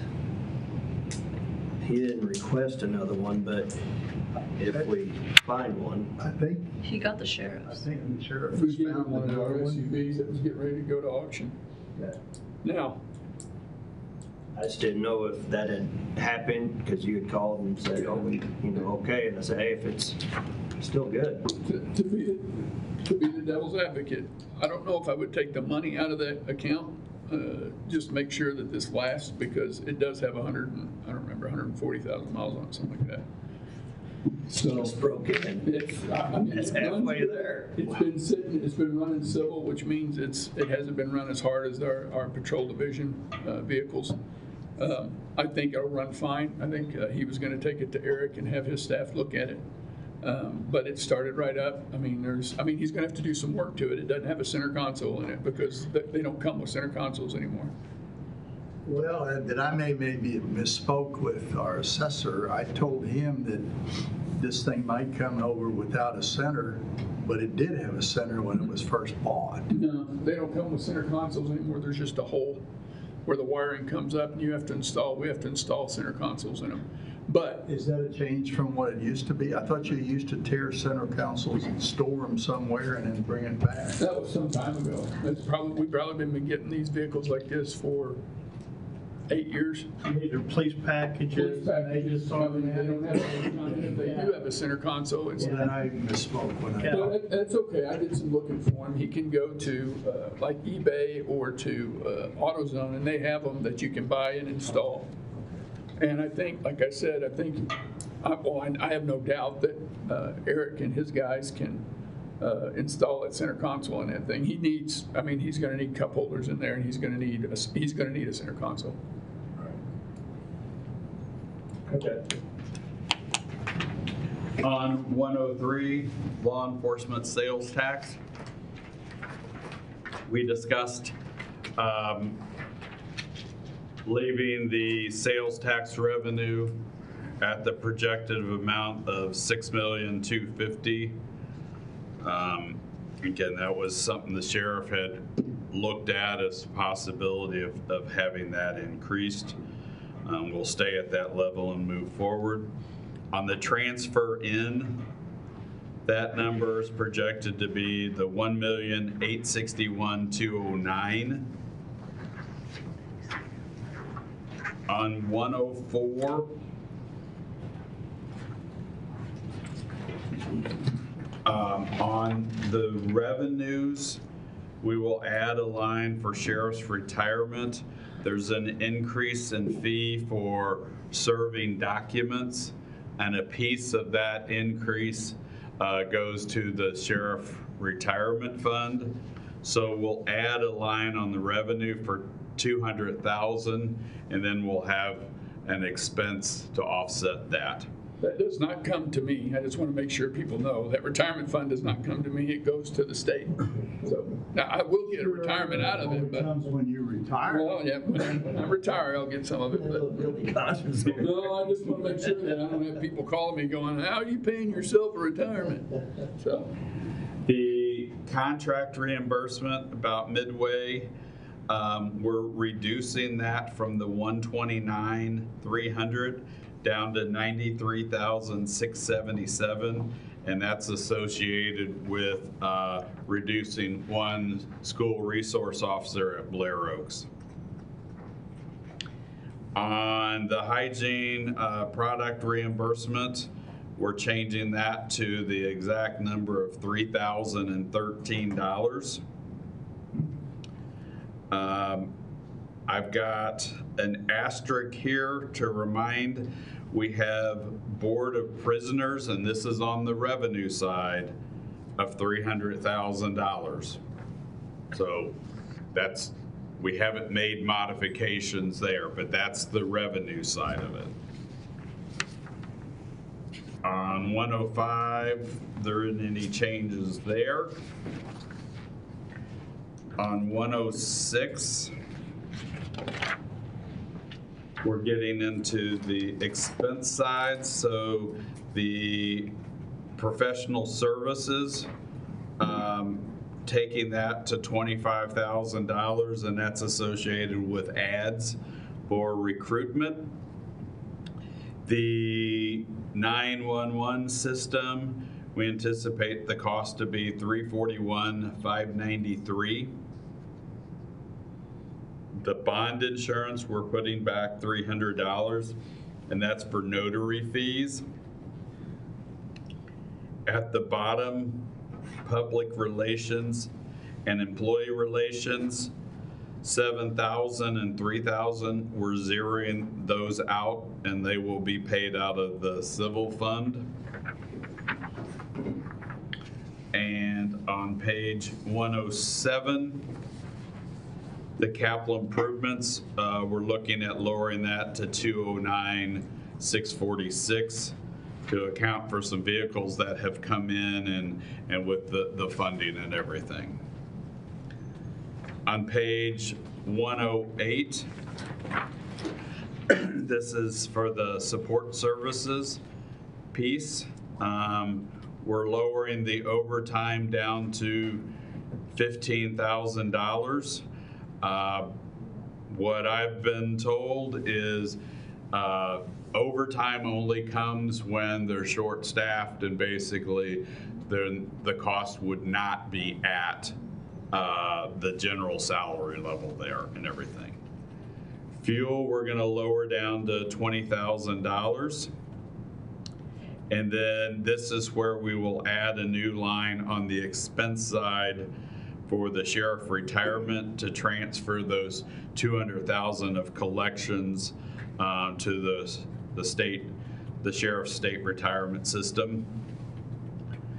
On the patrol division, on part-time, going down to $60,000 and overtime down to $80,000. And there is a note here that the sheriff has requested a new lieutenant position at the cost with fringe benefits, approximately $110,000, with hoping to offset some of that with $44,000 of new opioid money coming. The current opioid money. So it'd be 44,000 from the SRO position. Excuse me, that's right. That's right, and then the rest of it would come from the opioid. So we don't have that opioid money yet.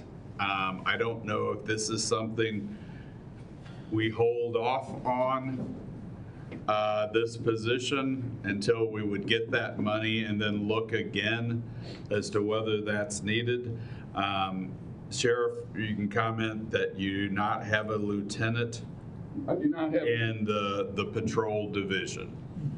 And currently there's, $350,000 in opioid settlement funds. And then, of course, we also have, and I put in there that we can take it from opioid funds or usage money. So I think the money is there for this extra position. What's the usage money? Or the use money, whatever the sales tax. Use tax. Use tax, I'm sorry. Usage, where did I get that? But I would ask again, I think that's a pretty important position that we need again. We just promoted, or we just moved Captain Marcy into the patrol division. He is my 5th patrol division commander in 4 years, 5 years. So I'm going through them, I'm eating through them because of all the duties and responsibilities in one position. There's nothing below him, it's from him right down to the sergeants. So he takes all the calls for service. He's dealing with whenever I get a citizen complaint or you guys get a citizen complaint of speeding or a car or something, he's the person that I contact and say, have a deputy go by there and check that. So he's constantly, it's a very hard position to have.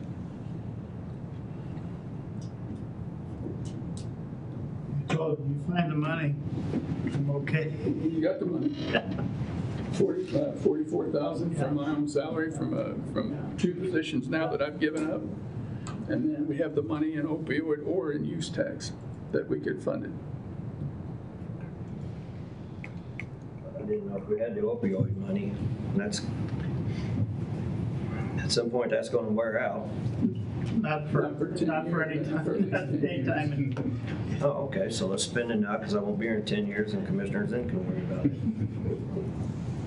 I just don't look at it that way. Were you on record as saying you won't be here in 10 years? I'm gonna leave my cane here for him, you know? Hey, to get rid of me, right? Is that what we were doing? We had to pay outs all ago to get rid of people? I think that payout does, whatever we call it, doesn't apply to So the use tax, if we do end up taking some of that and bringing them to each one of the taxing entities, as I'll put it, there would be the money there. I know you eliminated one with the SRO. I live there too. The 2 SROs. No, 1 SRO and the Taos Wardville position, both are eliminated. But then if they come back to us, then what are we gonna do? Are we gonna just kind of put that on somebody else's shoulders then? I think that just like anybody else, if Russellville came to me tomorrow and said that they would like to hire a person in Russellville solely for that, I think we'd have to look at it economically and see if it's even feasible for us to accomplish. And sometimes the answer's got to be no.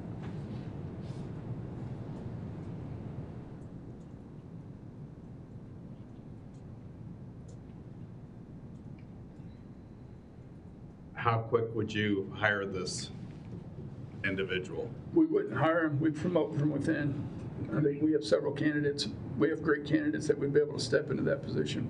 Then we would have to hire the sergeant position that would move up into there. Well, actually, we would promote a corporal, a sergeant, and a deputy, and then, so we'd end up getting a deputy out of it is what we get into.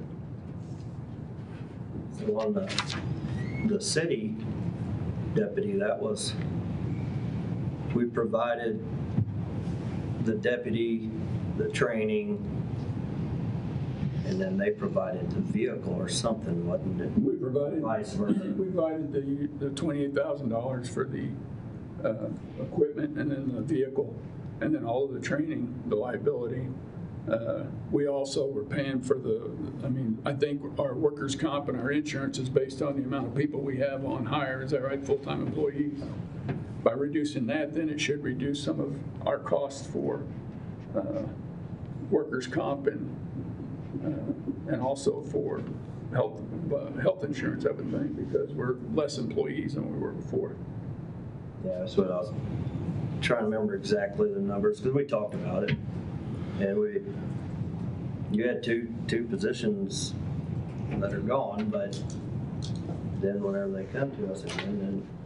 I think just if anybody comes to us, anybody comes to Eric, either Eric, and they want to request something special, I think you have to look at your resources and the funding, and then sometimes the answer is no, we can't provide that.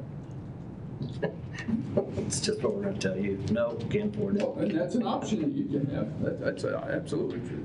I don't know exactly if we can be taken away somewhere. I think it's great, and we need to do something with that interstitial there, and I just would like to start to get things built back up to do something with that over there, because we're housing people outside to the tune of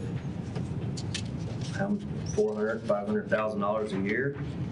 And we've got money that we could be saving there. We could be realizing some other revenue possibly from, I don't know, maybe more fed prisoners or not.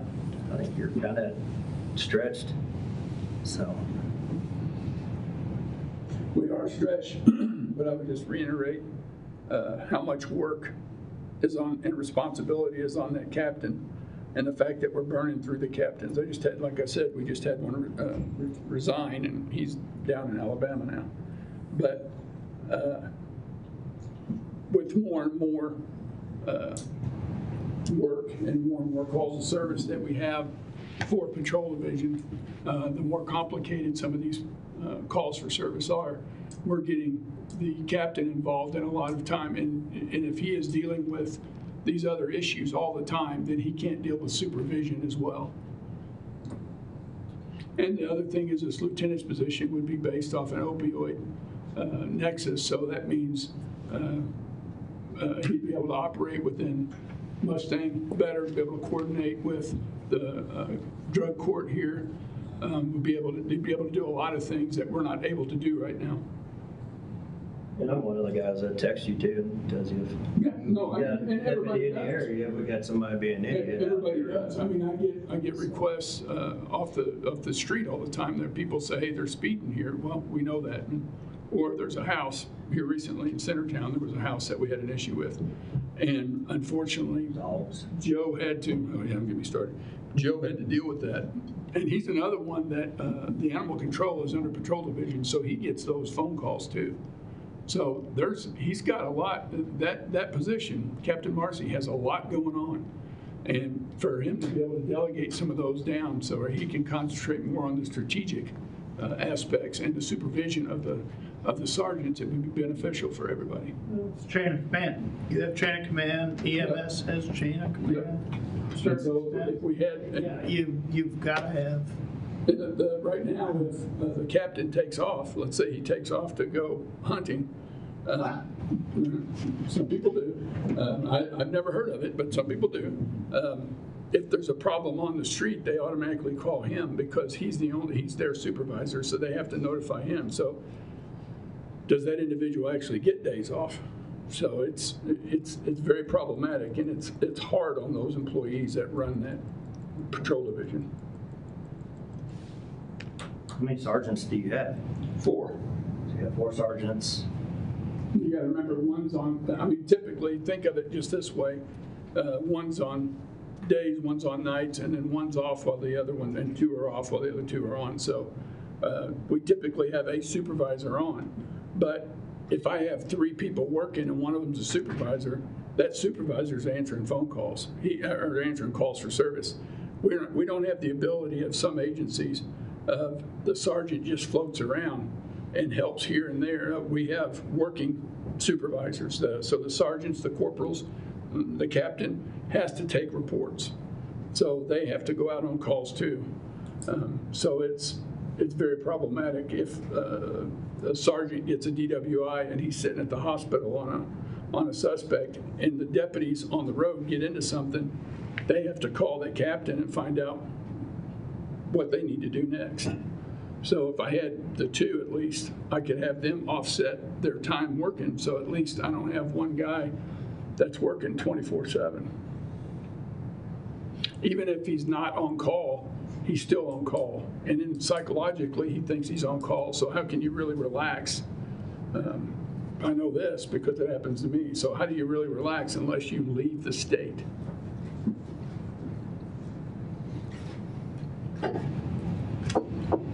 Move forward with this one, or what? As I told the sheriff, I said, you get the funding for the salary, then I'm good, because you need the chain of command. That's me. That's.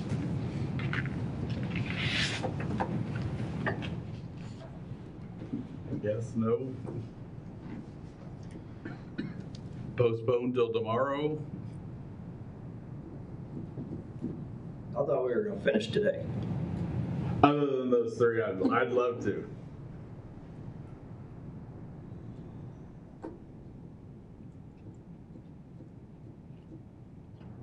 Where are you at, Henry?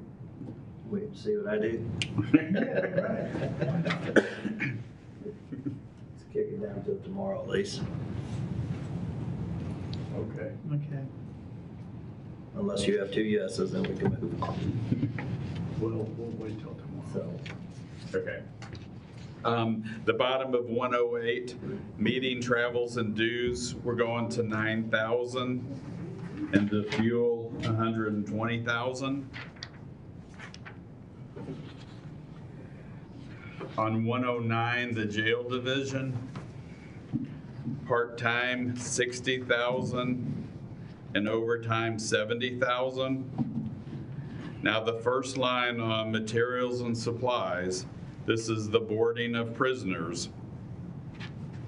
And we're projected to be in that 450 to 500,000 range.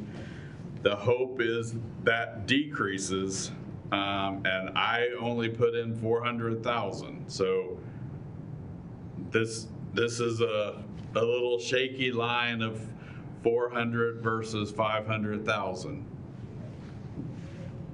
The good news is that the courts and the prosecutor has really been working hard, and we've been able to lower the amount of people we have housed out right now. Typically, we had anywhere between 25 and 28 in Montauk County. I think we're down to 17 in there now. So while we're still housing out, we're not housing out as many. The problem that we have right now is Department of Mental Health. We're sitting on 5 right now that should have beds, and we could bring 5 back, and so that would only be 17 out there, so, or 16. So, but until they figure out what they're going to do with that, And that goes from, it can go anywhere from, I think we had 9 back there at one point that was waiting for beds.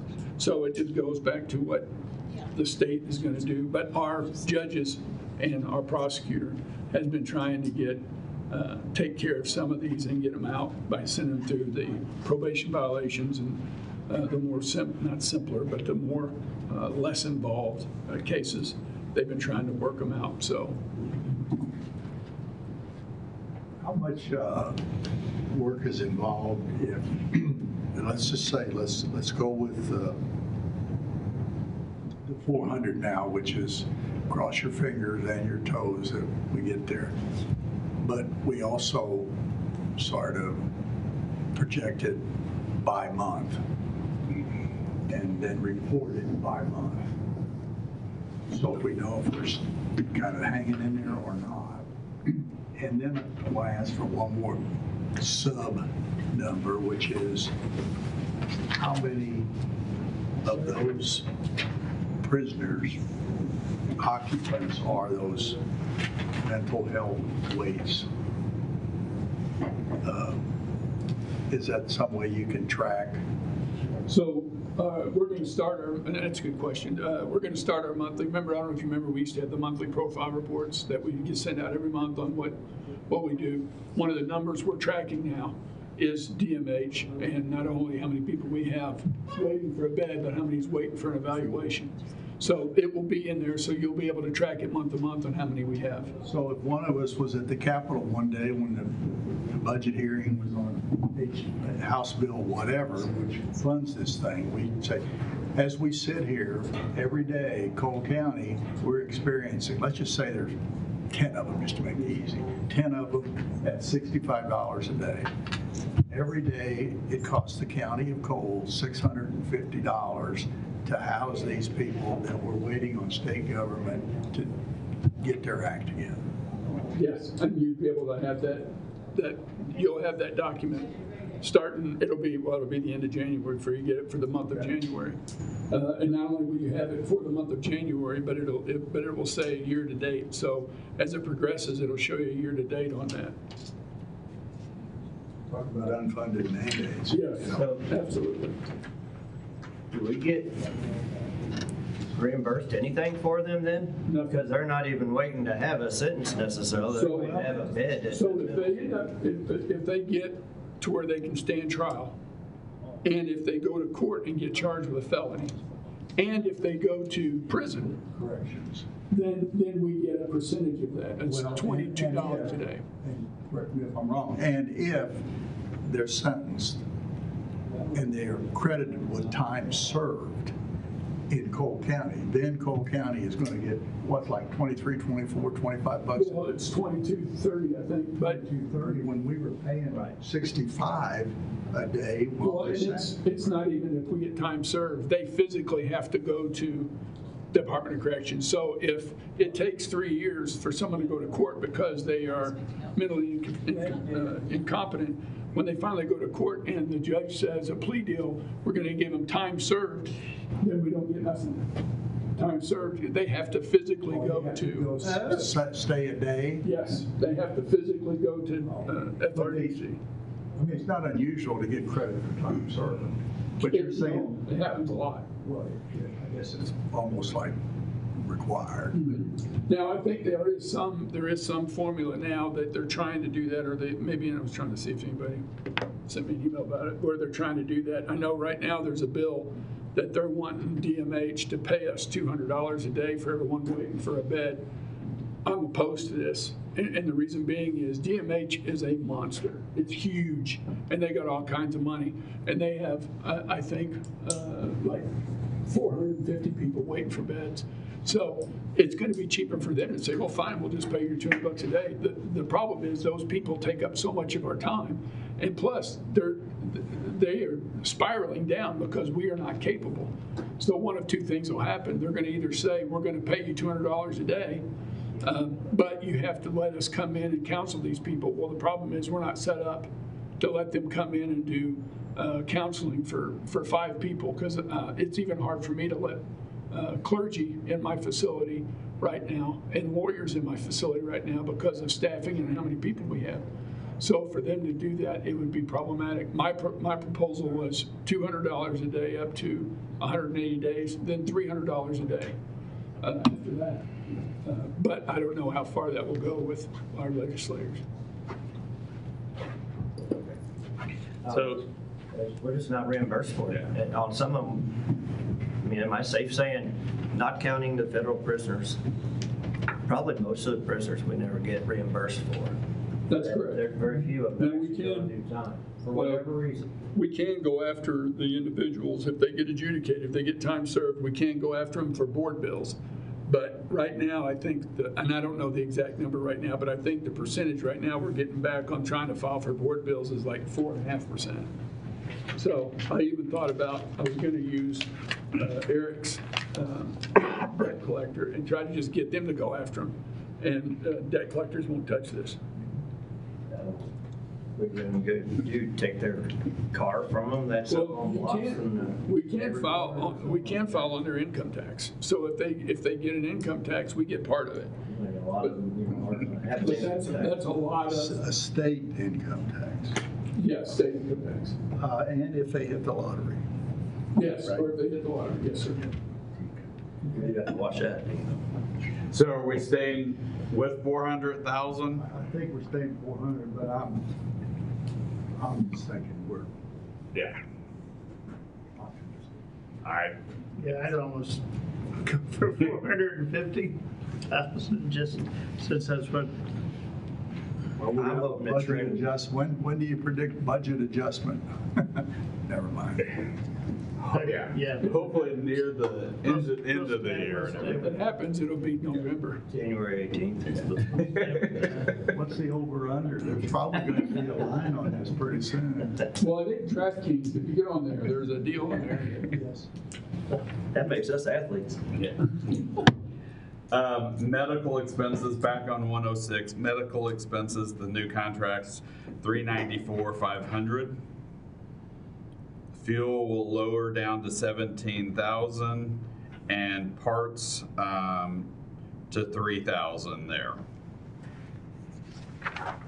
On page 110, there's no adjustments there. Page 111 is the law enforcement training fund, no modifications. On 112, no modifications to the civil fees. The asset forfeiture,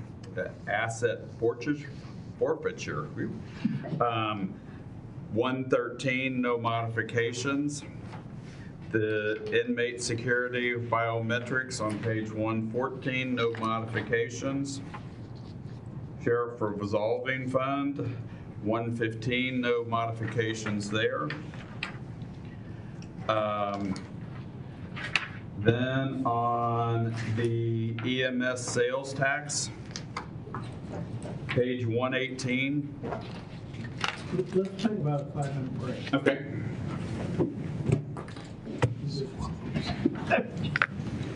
Yeah, that's kind of ready, but Jay was on a roll, so. Well, I know. Well, I figure once we got done with the sheriff before. We're so close. Unless Eric can do his in about 5 minutes. The cameras are still, I'm not worried about the camera as much as I am the microphone. well, that's on too. Now, just Yeah. This is where you are with sergeants, how many? Sure.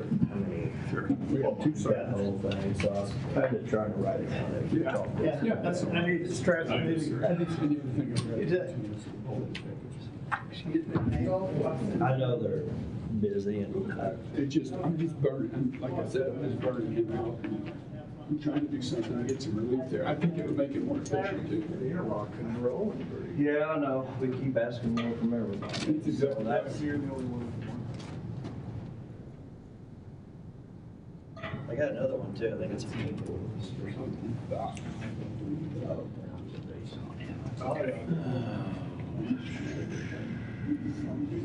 This is that.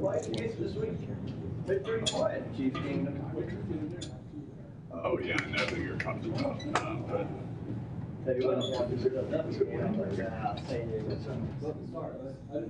Stricker, some doctor.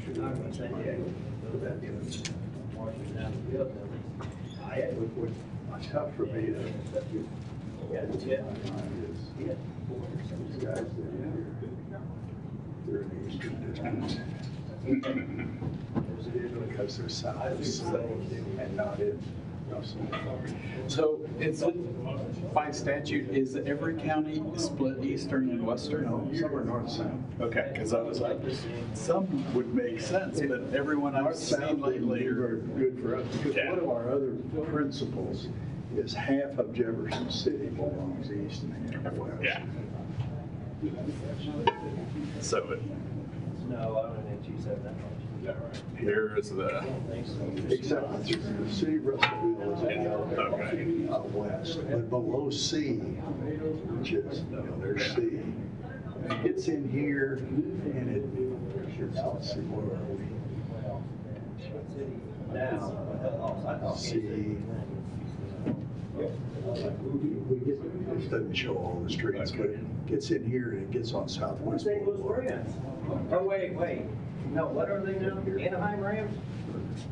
They're New Mexico. I thought the number one was, Chiefs and Chargers. I'll wait for that. If you go through all these things and there's no comments, does that mean? yeah. Okay. There's another little nugget for you to think about. Oh, This is Osage County. Because this used to go across here. And this used to be an island. Hey, Josh. I think you've got some special deals with Osage County, haven't you? You don't? We stop where the asphalt stops, where the line is. Okay. Osage County does not maintain that, the conservation department does. I got it. It's Back in the day, was there some deal there? May have been, yeah. May have been something, but when conservation took all that over after the 93 flood, they assumed maintenance. Now, they've tried to get us to take care of that levee road, but we've not been accepting of that.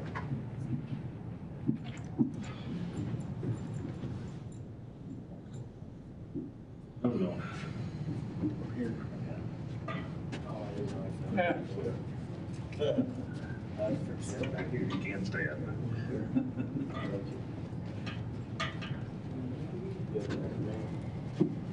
Wonderful time of the year. Yeah, that's what it is. Pretty good. 60s.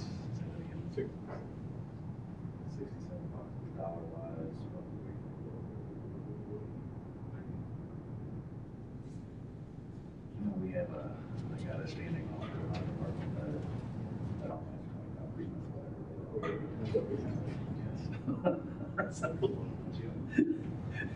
one guy, Mitch Lott, he don't allow, I'll just tell you, he doesn't want to take any credit. 100 was what he won last year, he got too late to turn it back. Because we got rid of the shop there. And then my assistant comes in yesterday, she's like,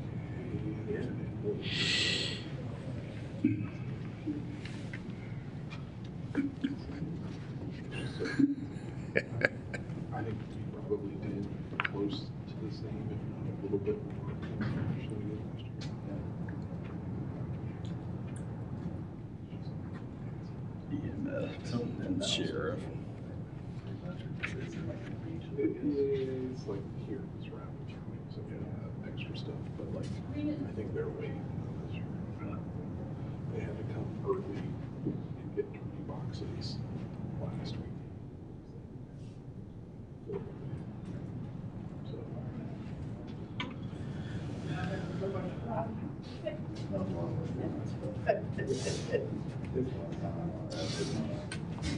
Oh, anyways, I guess. It consumes a lot of your. Just like the shop.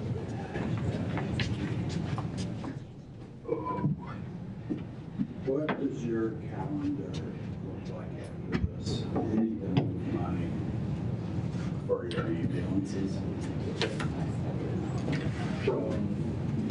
Just gotta go from contingency to, I think we can do that. No, they're just so. So I'll just go back and do that.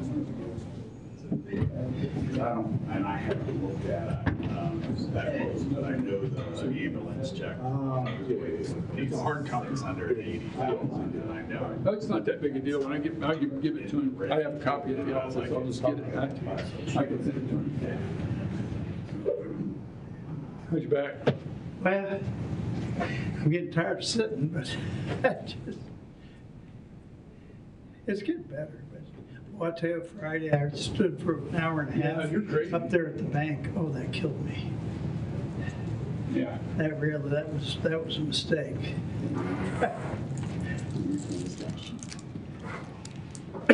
Harry would have just given me $5,000 check, put in the line for the Salvation Army, put in our Lions pot.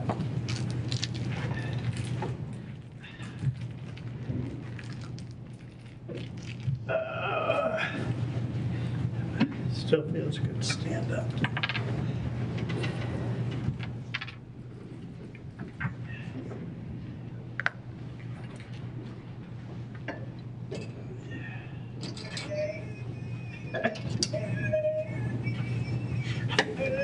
I hit it by mistake.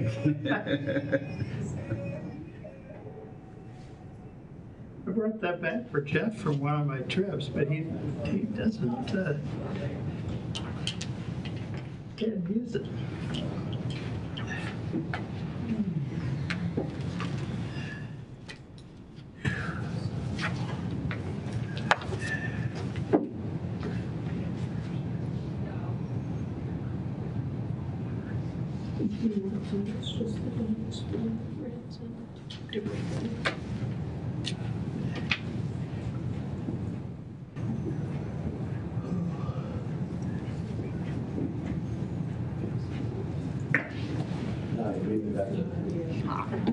It's not gonna be anything until 26. Sir. More? Or that time of year, you know.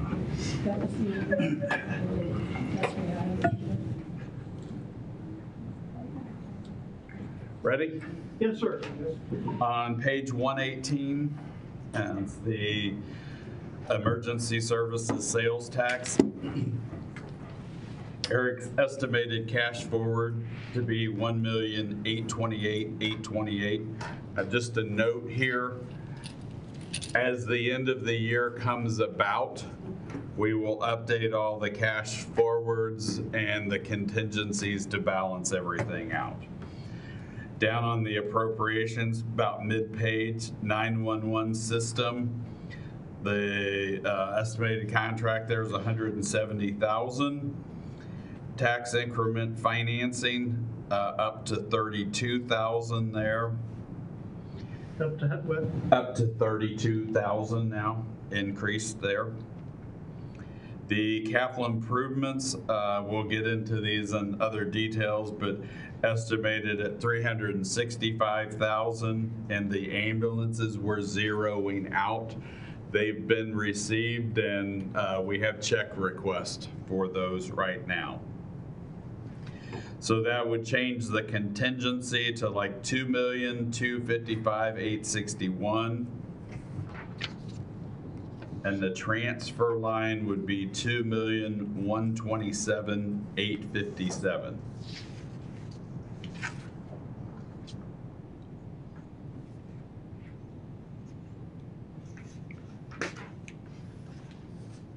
Did I miss? Is there a page? No, 119, never mind. On page 120,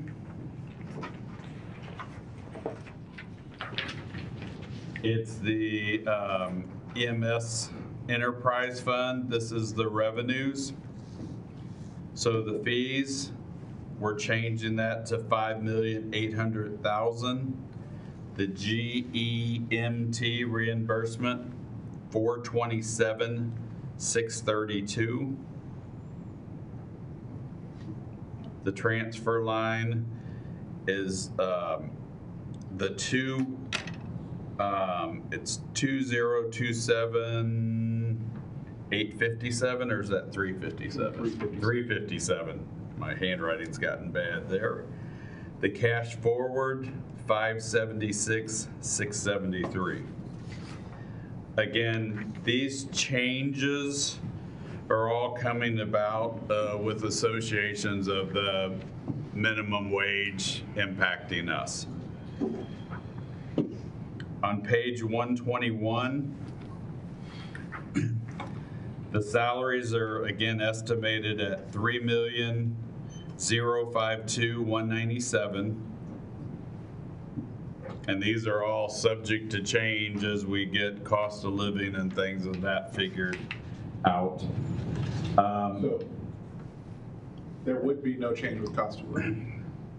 So yeah, there's some things, and when we can get them to them tomorrow, but high level is, in the past, EMS gave mid-year raises. Given that the minimum wage is impacted January 1, our proposal is to move those adjustments to January 1 and not have July 1 increases going forward. Since the minimum wage is one of the factors that's changing salary lines, cost and everything. So that's something to think about. We can talk tomorrow more about and everything. The overtime, 1,325,081. The Social Security would go up to 376,941. Loggers, 502,522. Down in the materials and supplies, down below, we'll do the communication and internet. We talked that they'll have a flat $2,000 each at emergency management. So communications would be $9,700 and internet would be $23,000. Equipment and repairs, we would go back to the $15,000 request. Insurance drops down to $66,000. Auto, $189,854, and medical malpractice, $12,758.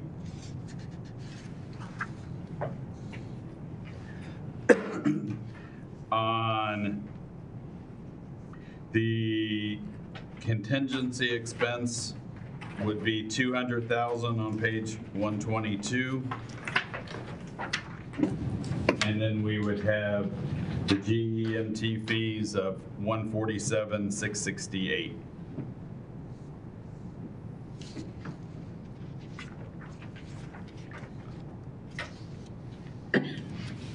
And this is sums tomorrow, but on page 126 is the capital improvement sales tax, the old piece, so no changes there.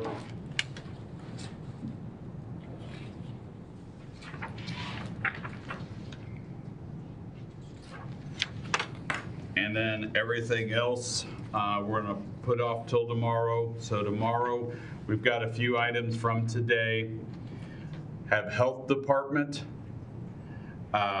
We will have pay plan, cost of living. I'll have a handout on the 2% COLA and a 1% plus 750. And then we'll get into the capital improvement items. And whether that's in detail or just come up with a dollar amount to put in there. And then as the year goes forward, depending on what comes up, all those items have to come before the commission anyway. Is there questions you have or information you want me to pull together before tomorrow.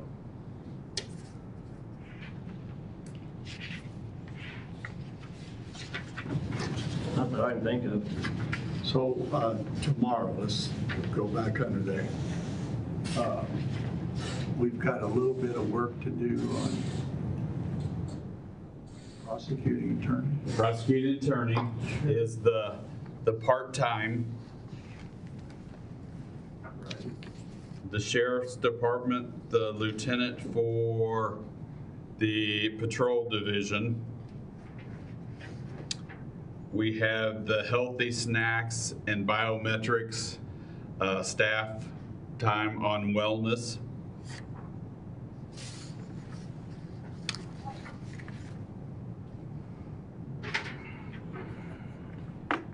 And then the health department's budgets, and then capital improvements.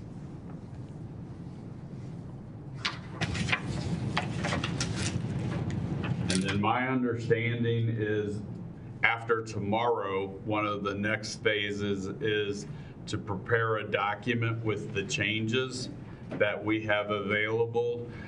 Jessica's worked on getting public notice put in the newspaper that the budget's available. And then we have a public notice that says a public hearing will be held in the chamber of the Cole County Commission, Cole County Courthouse, 311 East High Street, room 200, Jefferson City, at 9 a.m. on Thursday, January 28th, prior to adopting the final budget for Cole County for 2026. You said January. January 8th. 8th. Yes. I think you said 28th. Sorry, January 8th, yes. And that's going to run 5 times in the News Tribune. But then if anyone comes in and asks about the budget, we'll have the summary document for them. We can always provide them the full book and everything, but the summary document has the changes that you all have approved. That summary document gets to be about 5 or 6 or 7 inches square. I mean, it is really summarized. It is not that detailed. Okay. I mean, my statute, it doesn't have to be. And the 5th is January 15th, the drop dead day? Yes.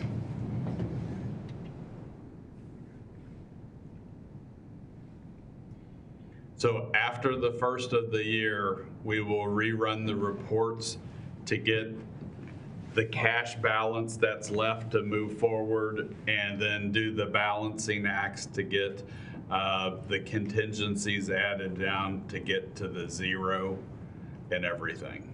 So the 8th is not, Thursday is not a normal. That is not a normal. Going to do a standalone Yes. budget? Okay. Yes. Okay. And again, I think that's just a real quick,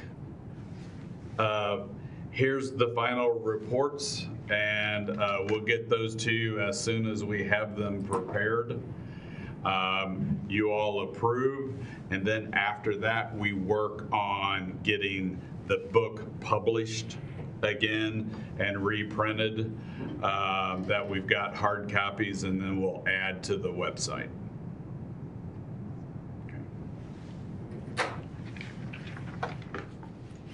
And then at some point in time, we still have the salary study to decide, what to do. I don't anticipate that being in this initial budget, but take time to review that and see what can be done and where we go forward with it.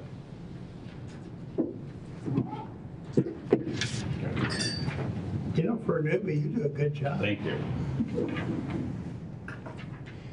There's a lot of detail here. Was that a motion? That was just a statement of fact. Do we have anything else? What other thing? If you find my agenda back, is there anything else on the agenda? No. No.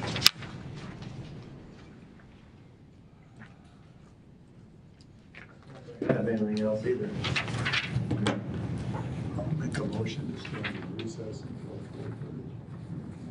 Second. All in favor? Aye.